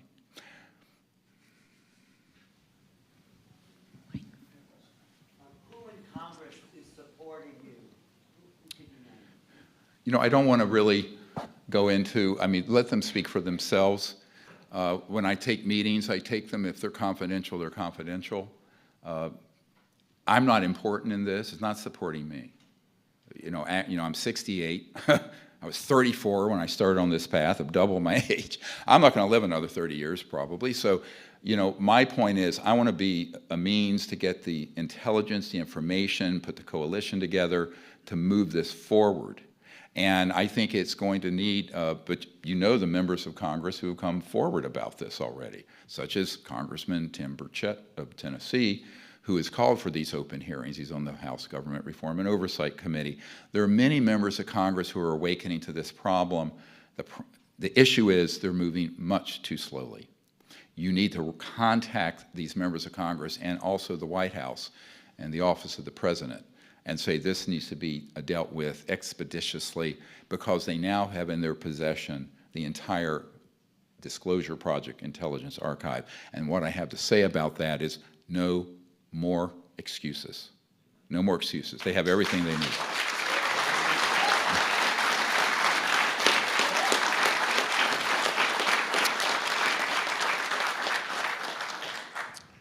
Dr. Greer, as a special operations, back over here, your left. There we go. There you are. Yeah. First and foremost, thank you for everything you do. We appreciate that. My name is Justin Wilson. I'm a former special operations operator, and I currently own a media company called Praetorian. Two-part question. The first one being, is there no hostility from another species because there's a higher governing species, or is it just the fact that there is no hostility whatsoever? How can we be sure of that? First question. Everybody who I know who has dealt directly with those beings have told me our own experience, and that is they are completely non-hostile. They have been portrayed as such because how do you unite the world around a military response? You create a false alien threat. This is what Wernher von Braun warned about, and we are very much at that point, unfortunately. So I think that calmer minds need to prevail, but there is no evidence they are hostile. Now let me make one other point. As I said one time to a general, I won't say who it is, because if they were hostile, and given the galactically foolish things we have done, targeting them, striking them, now these systems that are faster than the speed of light, moving out into space, The technologies they have, in a fraction of a second, could shut down all those systems and everything else. They have not. Why have they not done that? Because they are essentially very peaceful, highly organized, socially evolved, psychologically and emotionally evolved civilizations. One other point, common sense. If you possess those sort of weapons and you're still of the consciousness of violence, you're going to blow yourself up or some nearby planet with you. Because we're not talking about, let's forget science fiction. You're not talking about boom, boom with a laser beam, right, or a kinetic missile, or even a thermonuclear missile. You're talking being able to affect the fabric of space-time. And then if those technologies are weaponized, it's over in a fraction of a second. So the proof, I said to one senior military guy, that they are not hostile is that you and I are still breathing the free air of Earth. If you know what we've been doing, it's quite clear that this is actually proof that they're not hostile. If you understand what those technologies are, and if you understand what covert illegal projects have been doing. So here's a question. If there's not any, intervention by the aliens or the people, there is this power and there's people in control. If we don't fix this ourselves, is there going to be any kind of intervention from up there if we continue to destroy the Earth as we are? Well, that's what I spoke to a moment ago. I think that there are two clocks ticking. One is operations within the constitutional government of the United States